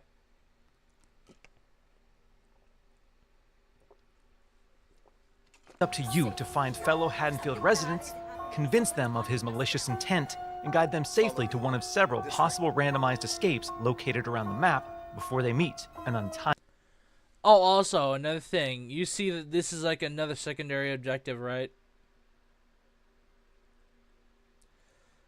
This is what you have to do to open this escape route. End. This distinctive cast of playable civilian characters each comes equipped with unique stats, special traits, and signature personalities. To ensure no two matches of Halloween play out the same, our team has constructed a vast playground of possibilities in Haddonfield, offering civilians a multitude of diverse gameplay systems to aid them in achieving their objectives. If you don't know about this, by the way, this says Iron Ankles, and some people think that this is like able to nerf Myers or whatever. I don't know who, but like, if you really think about it, you sit back, you look at the icon, you look at what it could possibly do. Here's my guesses with what these will actually do. Wound Mender probably can spawn with a form of first aid kit or allow someone to do self-care without a made kit. first aid kit. I mean, Silver Tongue probably gives you a really high chance or a way easier time to convince any other civilian to help you out or to do whatever, right? To help them escape, follow me, or whatever, right? Iron Ankles. I know exactly what this is supposed to reference. So in Friday the 13th, the game, the survivor has a chance while running to trip. You can still trip, and you can trip hard in this game. I believe this perk here significantly reduces the chance that you will trip and prevent any stamina loss or whatever. That's what I think this is. And surviving the night. As civilians navigate these environments, they'll uncover points of interest, revealing resident NPCs, lootable containers, hiding places, telephones, possible escape routes. Also, side note, yeah, you Hiding see place. flashlight, hiding places. Even though you can use these, Myers can use it too. And in fact, Myers can spawn in these using his shade jump ability. It might be scary, but it can also just save you depending on how well you're hidden. Telephones, possible escape routes, and more. Telephones Telephones. is your secondary objective as a survivor, even though it's not really full out stated yet. This is your secondary objective. Before you, like, even escape or what have you, you need to use the phone. The phone lets you call authorities. The more you get the NPCs to call for help, and the more that panic starts to spread, the more of a chance the police will start to show. And if the police shows up on scene to any of the murder victim's house or whatever, and they see the dead body, well, they get to report it. And therefore, more policemen will start to show, and it starts to compound like crazy. Possible escape routes, and more. Thoroughly and cautiously exploring your surroundings. So, talking about the secondary objective, right? This shows one police badge. These are the shield icons that I said up earlier about.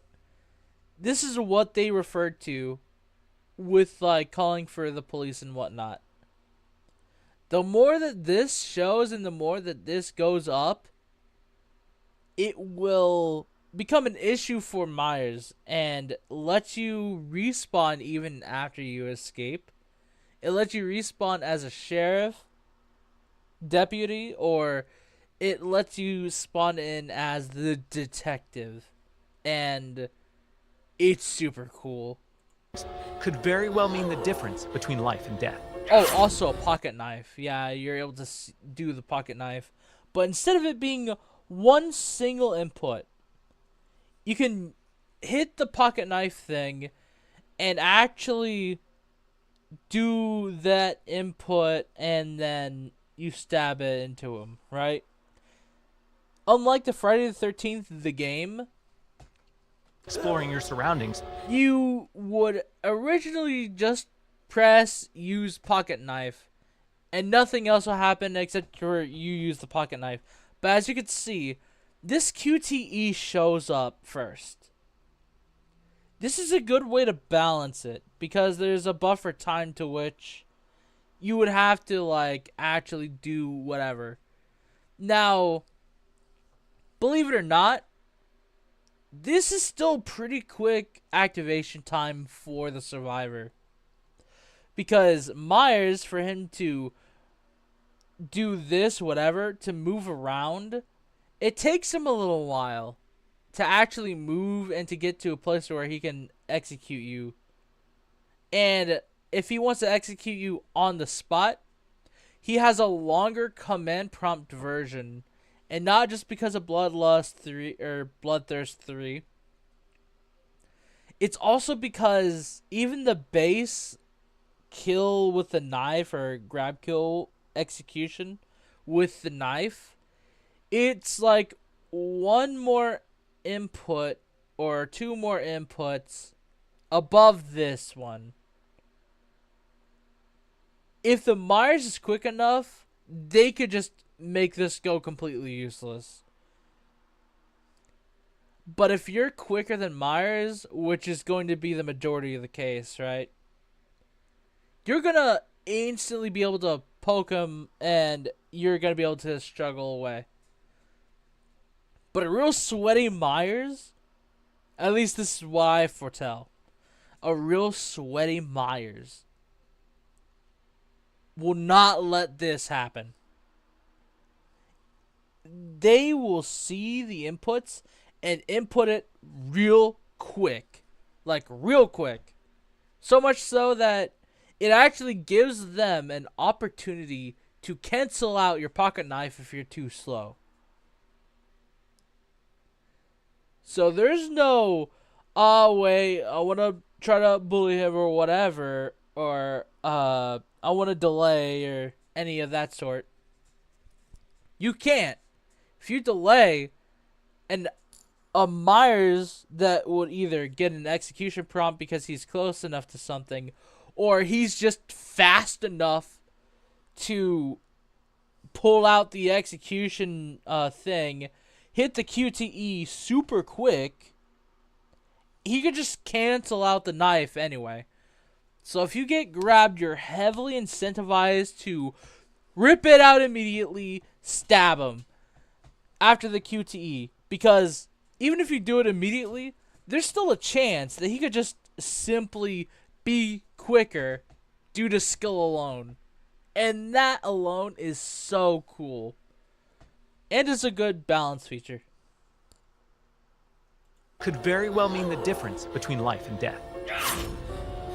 And when death comes to your little town, it's probably not a bad idea to head to your neighbors and contact the local authorities. Oh, Civilians this is what I said earlier. are tasked with tracking down surviving residents and warning them of the looming threat. Successful conversations with residents can permit civilians to request additional calls to police, commands to find secure hiding places, or companionship as they navigate the formerly peaceful streets of Haddonfield. You get to really see all these options, and if you did have an escape route that you discovered and you open it for them to escape, you can actually do that for them, which is cool. Now another thing, you see this prompt, follow me. From what I know, from what another content creator said, I heard you could get a full squad of these guys just walking with you until you get to have like an escape open or what have you. Like a bunch of these other residents. And I think, oh man, it's gonna be so silly seeing that stuff. We stick together. Maybe we're better as a team. Whether it's a local family friend or the authorities, there's safety in numbers. Once the innocent residents of Haddonfield have been located and persuaded, it's time for the civilians to plan their harrowing escape. Lootable containers scattered throughout the map contain weapons, distractions, and key items that can be used to unlock and access a variety of possible escape routes. The location of these items used to unlock and... So, as you can see, that has a... This is shown as a repair kit. This game will indeed have a proximity chat, which, by the way, I dare say it's a necessity in this type of game. Because I've also heard from like a different content creator that without the proximity chat or any of that sort, it is so hard to communicate with your team where any car escapes that would be viable is just impossible or borderline impossible Because, one, people are learning the game. Two, without being able to figure out, hey, this is where this is, and I know where this is. How about we both go there and I repair the thing, you put tires on it, etc. That's the type of cooperation that's required for a car escape. You can't do that with no proximity chat. Now, luckily, earlier they did say that it is randomized. These items and the ways that you could escape, or the places where you could escape from, is all randomized. I hope it's randomized enough, because in Friday the 13th, the game, you're going to hear me talk about it a lot because it's super similar to what this game is.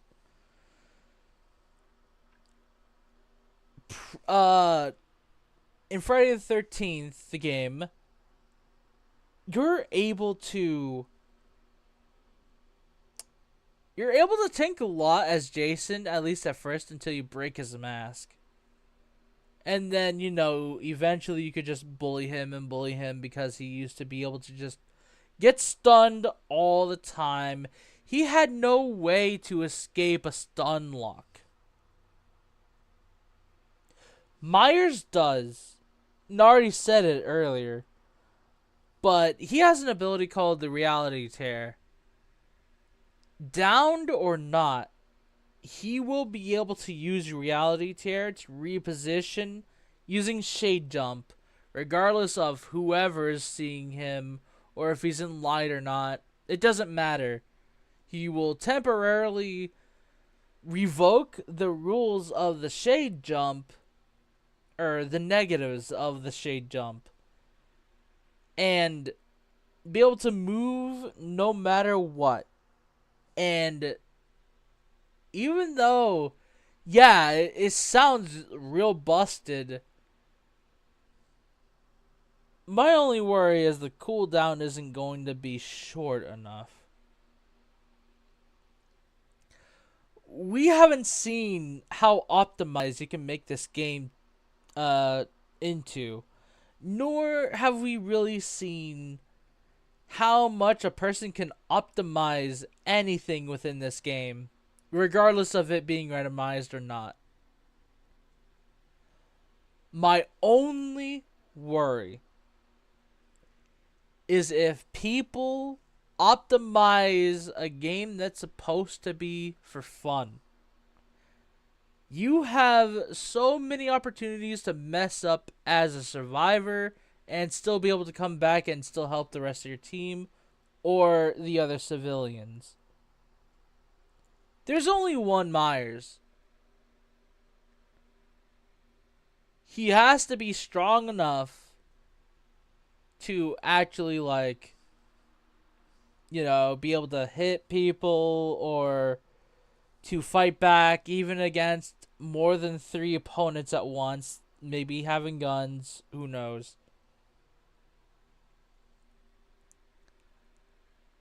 But as you can see, what's going to come up, yes, he should have a lose condition. And this is indeed access the a lose variety condition. of possible It's escape not routes. It's not them being able to escape. It's not the survivors being able to escape. It's not just the survivors calling for the authorities to come around and actually fight Myers or anything. Location of these items and escapes changes from match The to match, true so civilians win greatly benefit from condition. adjusting their strategies based on the objects and cover. After this, I guess. It's also worth noting that initiating these escape sequences Yeah, generates look, a that's the tremendous car. amount of noise, which will alert Michael to your exact location. So what happens in the likely event that a civilian becomes another display of Michael's wretched, inhumane nature? Well, their Haddonfield story isn't over just. Now, here is the civilian side win condition. The secondary win condition, which it's not really a win condition, but it's to save as many people as possible. You already saw that earlier. But the other option that you're able to see be available is for them to also call authorities. That alone is really important, because even if you got a good majority of the civilians to go and for them to be safe, you're not out for the count yet. The policemen have to get involved.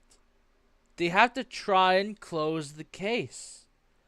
The less calls, the less panic there is, the less interest that they can to close the case. And if Myers gets away scot-free, it counts as a win for him. So this is the survivor's win condition. Yet, even in death, they can support their friends and even return as a sheriff's deputy or the unrelenting Dr. Loomis. Dr. Loomis. I did mention this, but you can respawn as this, right? As these guys. But, as you could see later on, They've there's more reemerged to upon the this. streets of Haddonfield. They can cooperate with the remaining civilians and responding officers to try and put a stop to Michael's murderous rampage. Freeze where you are, Michael. You're coming with me. While he can't be killed with enough community resistance, the proper equipment, Coming with me. while he can't Look be at killed, how outnumbered he is. Also, probably a player, probably a player, probably a player.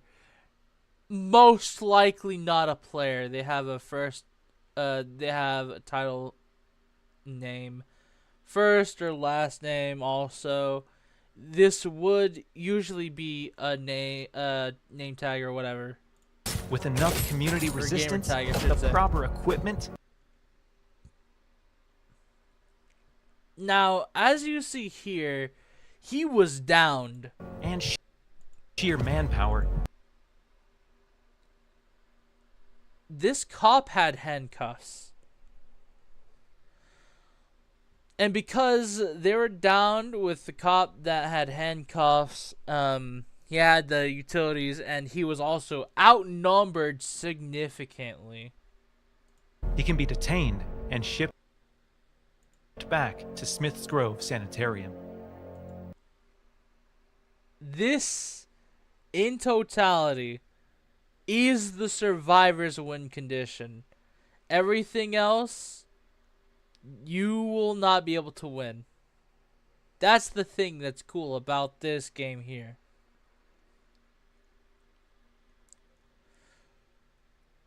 Sure, Jason might count for losses if you don't really kill anyone or hardly kill anyone or any of that sort, right? Well,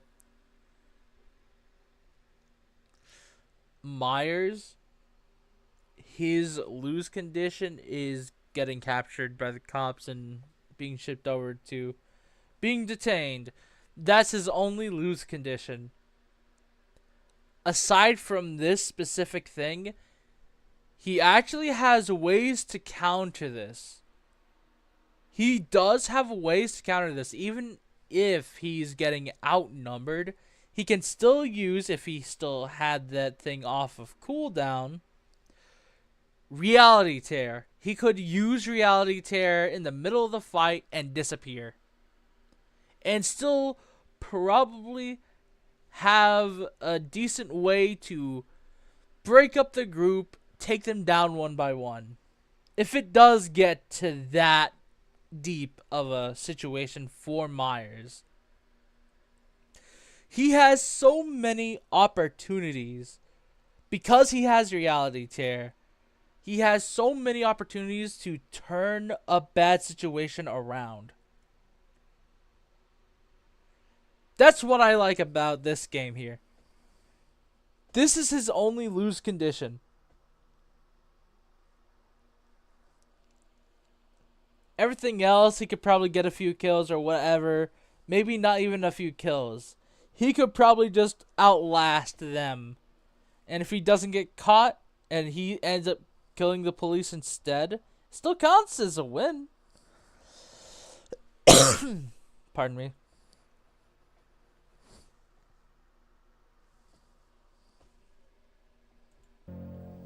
Halloween is a legendary film with a genre-defining legacy, and our mission has been to bring the film's unsettling sense of dread to our asymmetrical horror sandbox. By empowering players to control the tension and stage the scares, we're building a multiplayer experience designed with replayability at the forefront. We'll have more details to share regarding character progression, character traits, customization, proximity chat, and more thrilling gameplay features in the coming months. But we can't wait for all of you to join us when Halloween launches on September 8th, 2026. Just in case you can't see it, well, you still probably can't see it. Yeah, September 8th, 2026. That's the drop date, wish list now, etc., etc. This probably didn't do the potential strengths of him justice yet. I'm going to show a tad bit of gameplay from Slash and Cast. He's a guy I recently found pretty cool. He was able to do an interview like this here. With the creator and stuff. It's super cool. However, I'm wanting to try and show the potential of this Myers' strengths and weaknesses.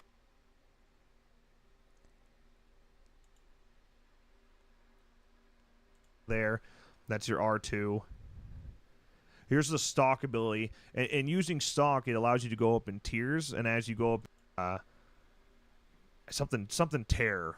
But instead of you pressing X, I press L1 square. Oh yeah. So this thing here that you see here, that's the reality tear. That's a 200-second cooldown. That is crazy. And that's why I now have a 200-second cooldown in that left ability. So don't do that. Don't waste that ability like I did there, unless you need to. But let me skip ahead a little bit, because I start to figure this shit out. It takes me a second, but I start to figure this out. Okay, so like as you can see, I'm highlighting in red here. So when I'm highlighting in red... Oh, yeah, so... The only reason why I know you can use shape jump and go into any place to hide, you can spawn out of that place and you can stalk. Like this is the thing that I said earlier, is it's the closet, right? Watch this. That means you can't, like, with that, like, close to something, even if you can completely out of the shape jump. I love that. So you can just be completely... He gets out of it real quick. However, because this might actually just be an NPC. So you can Wait, just... let me give me a this is invisible to people and hit up hiding spots. And then this is an NPC.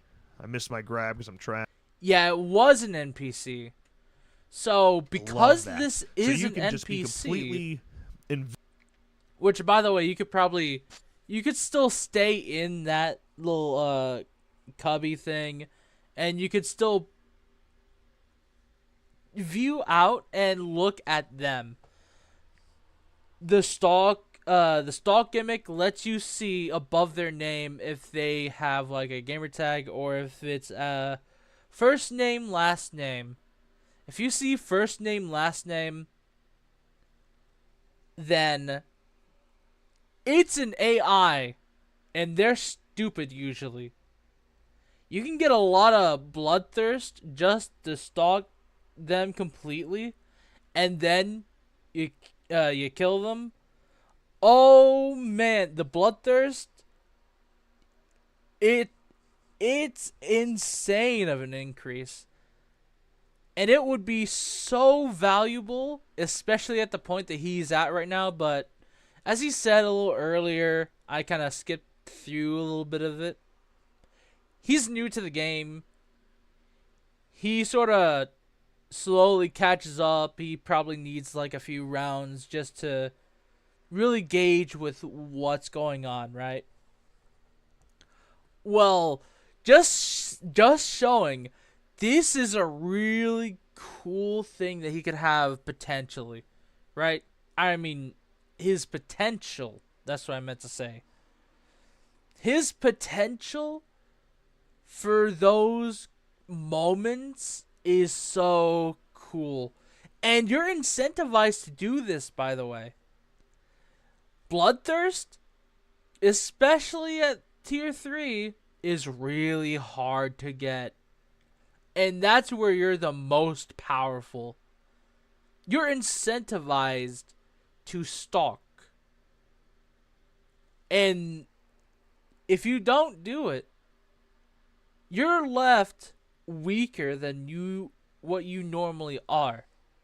And of course, you know, there are some times or some cases where you can still lose bloodthirst. And losing that tier 3, oh, it's gonna suck. But you know, you can still probably get it back even with the police officers that might show with endgame here. It just insane stuff here. It's so cool. Visible to people and hit up hiding spots. And then this is an NPC. I missed my level. Those in the middle. Those are this. And you know, I've seen people talking about. So I will say animations are wonky. And yeah. Yeah. He also talks about the animations here. The animations are kind of meh, but this is an early build of the game. It's a really early build of the game. The release date for the game is like September the 6th. On the 8th of September this year. You know how far away that is? From now to September? They got a good long while to polish all of this stuff. Some of it's for sure going to need to be polished. 5. Oh, Otkin's fine. He's got his neck goes taking all the grab kills. I'm so glad to have grab kills like this back. Environmentals like this. But yada yada yada, all that stuff. Okay, just so you know. Well, here's so. Yeah, this is him trying to figure out the controls and stuff. POV stock. So. Oh, all right. As you can see here, it says Demo C5 escaped. That means a player has escaped. Usually a civilian doesn't show up here. So gamer tags and stuff that you see here that shows up, that actually shows that they escaped, that's a player escaping. And they, even if they die or if they escape, they do have a chance to come back as a policeman. We're back in the first. I'm not even sure what escapes they're taking. I literally couldn't tell you. I do end up getting that guy later, though. I don't believe Loomis can ride the bike. No, I unfortunately never got to play as Loomis. I don't believe Loomis can ride the bike. No, I unfortunately never got to play as. Lets you see beyond the walls of the houses to the people there. You get to see their outline, so you're able to get an angle to use the stalk ability and then eventually to get them to. But like it's like really, really cool. Of course, remember you have to have line of sight. If they break your line of sight after your exact, like, you know, stalk thing. Is Loomis. you will have to redo at least a portion of the mini game that you have to do whenever you do the Like, stalk ability. I literally never died as a civilian, and that's not me flexing like I'm so good at these games. It's just like that was just the luck of the draw. You know, I got Michael players that aren't experienced look in at the this. ASIM genre, You see those and orbs around his hand and near the leg here. You do that, it supposedly speeds up this stalk process and maybe give you bonus bloodthirst. didn't die, but now okay. So you guys see what I'm doing there, right? Yeah, it does give bonus bloodthirst. So by stalking, I'm hitting like these skill check. Like I'm moving my stalking points to. I've yet to sensibility right there. Spotgen. Bloodthirst is going up. Oh, Next point. this is also the full first stage stalk, right? He already had bloodthirst tier 1. Bloodthirst is Now going up. look, whenever he did the full thing, you see how big of a boost that is? Now imagine if it was a few more civilians he did that to. It would be tier 2 in no time, and tier 3, oh, it just gets quicker and quicker. As bloodthirst goes up, you get stunned less, you get back up quicker, etc., etc. One of the big things is, all right, so if bodies are found, you should probably call. I did do an so that's a goal. I learned over time how to play. I'm really excited to play Michael again, and I'm hoping I'll get some more footage tomorrow. Door's locked. I can't go. Well, it's based on the police being called. I think the overall time limit is like 20 minutes right now. Oh But yeah, you the just police wagon. It's another form of escape route, and it's super easy of an escape You route. see what I just did right there? I think it does have a limited time given the UI element here. A locked door. Well, Like I'm in my shape jump ability. I Locked guess. door. No problem. Just fucking morph right through that Yeah, thing. yeah. You see? That's what I'm talking about. Yeah, like, and now I just snuck up on this person. But now, okay, I'm too close to them. I can't come out of my shape jump ability. What do I do? What do I do? I go into the closet.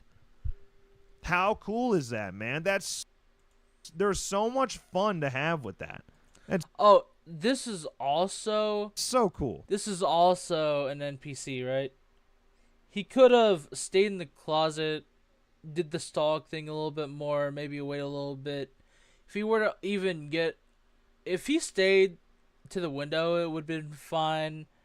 If he were to get close to walking out, even though he's like near full stalk, it's still fine. He had enough value for it, right? It would have been so. I'm telling you, the potential of this is crazy. You can really have a lot of fun also just Walton, trolling people with this Michael. is one of the executions, especially as one you of get my more and more favorites. map knowledge. And here's obviously the great kill. It went viral today from Spooky Boy, wonderful young man.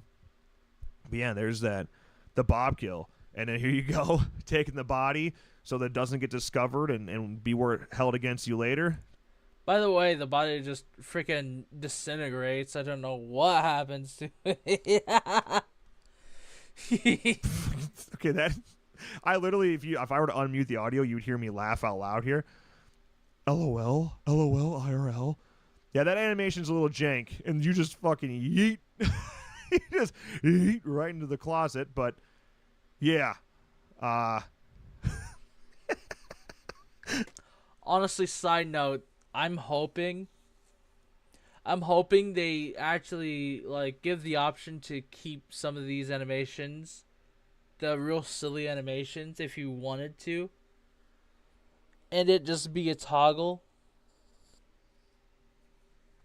because it looks funny as frick, man. Imagine a policeman walking up and then you see Myers just throwing this body into freaking into a closet. It disintegrates, and then you see Myers just slowly twist towards you as you're a policeman. Like, it could be so funny. But, man, I don't know if they're gonna do that. It would be funny, but I don't know.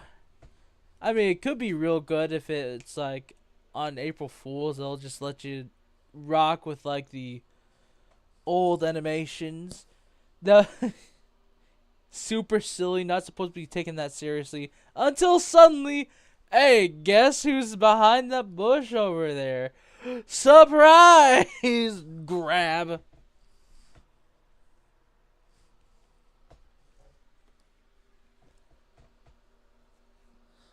Man. I don't know. It's for sure TCM base guard. So this is all the time. But they're leaning into the cheese, and they know they're leaning into the cheese. They're doing like smoking a joint and drinking beer and drinking soda. It's just all this stuff that you can dare too. What dumbass thing did I just do? That sensibility. If you were closer here, I could like you can do like speed dash. I think I used.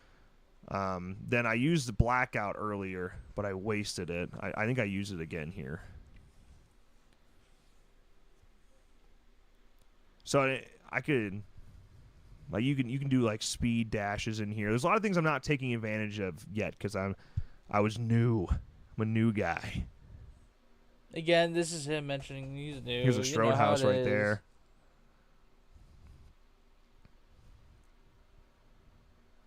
Okay, I don't know if this is like a glitch or something, but I think this is probably unintentional. Look at how badly this lights up the screen. Like, it's insanity.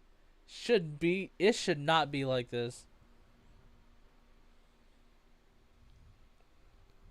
Eventually, I'll do something productive.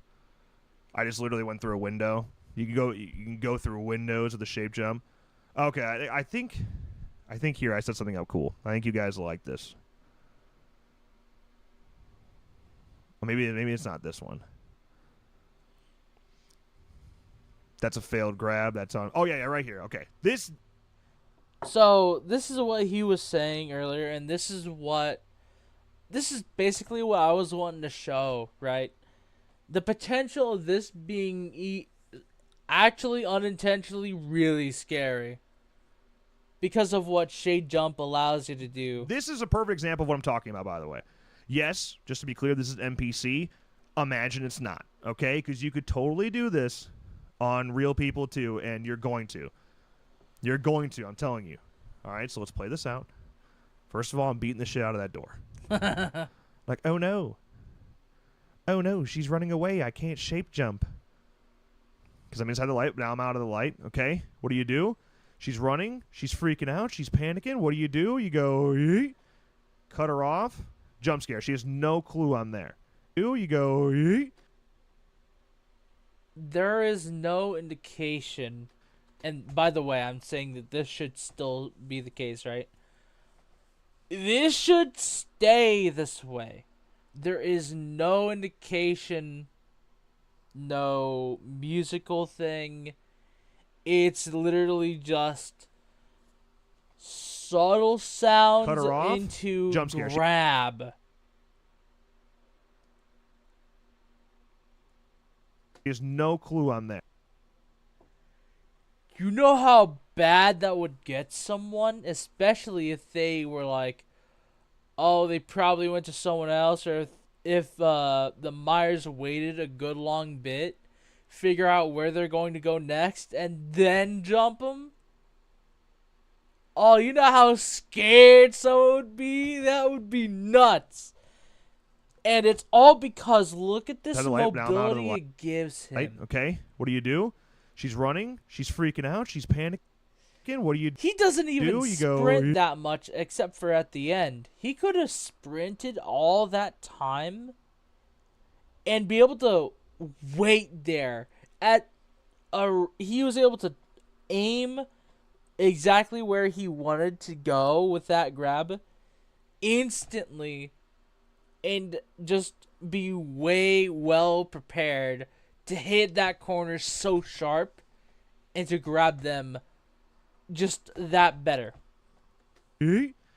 Cut her off. Jump scare. She has no clue I'm there. There's Like no you would probably cut her not even off. get that walk Jump scare. up. She has no clue I'm there. And then bam, surprise. That's so dang cool. There's no stinger there. There's no proximity music. She is completely caught off guard right there. That's the type of stuff you could do, and that's where the scares come from. It's a lot of fun, man. So much potential with that.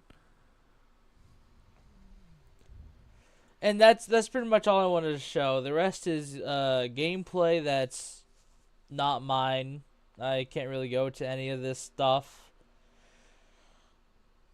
Unfortunate, I know, but I just don't have the money. It's also why I don't have a webcam. I just don't.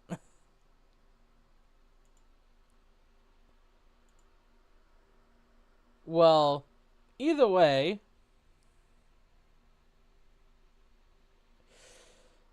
hope you like the stream and stuff.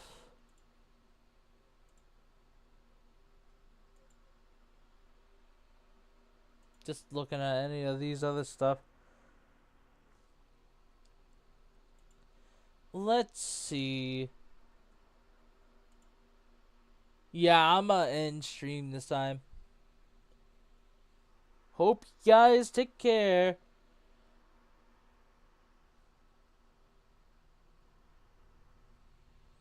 See ya.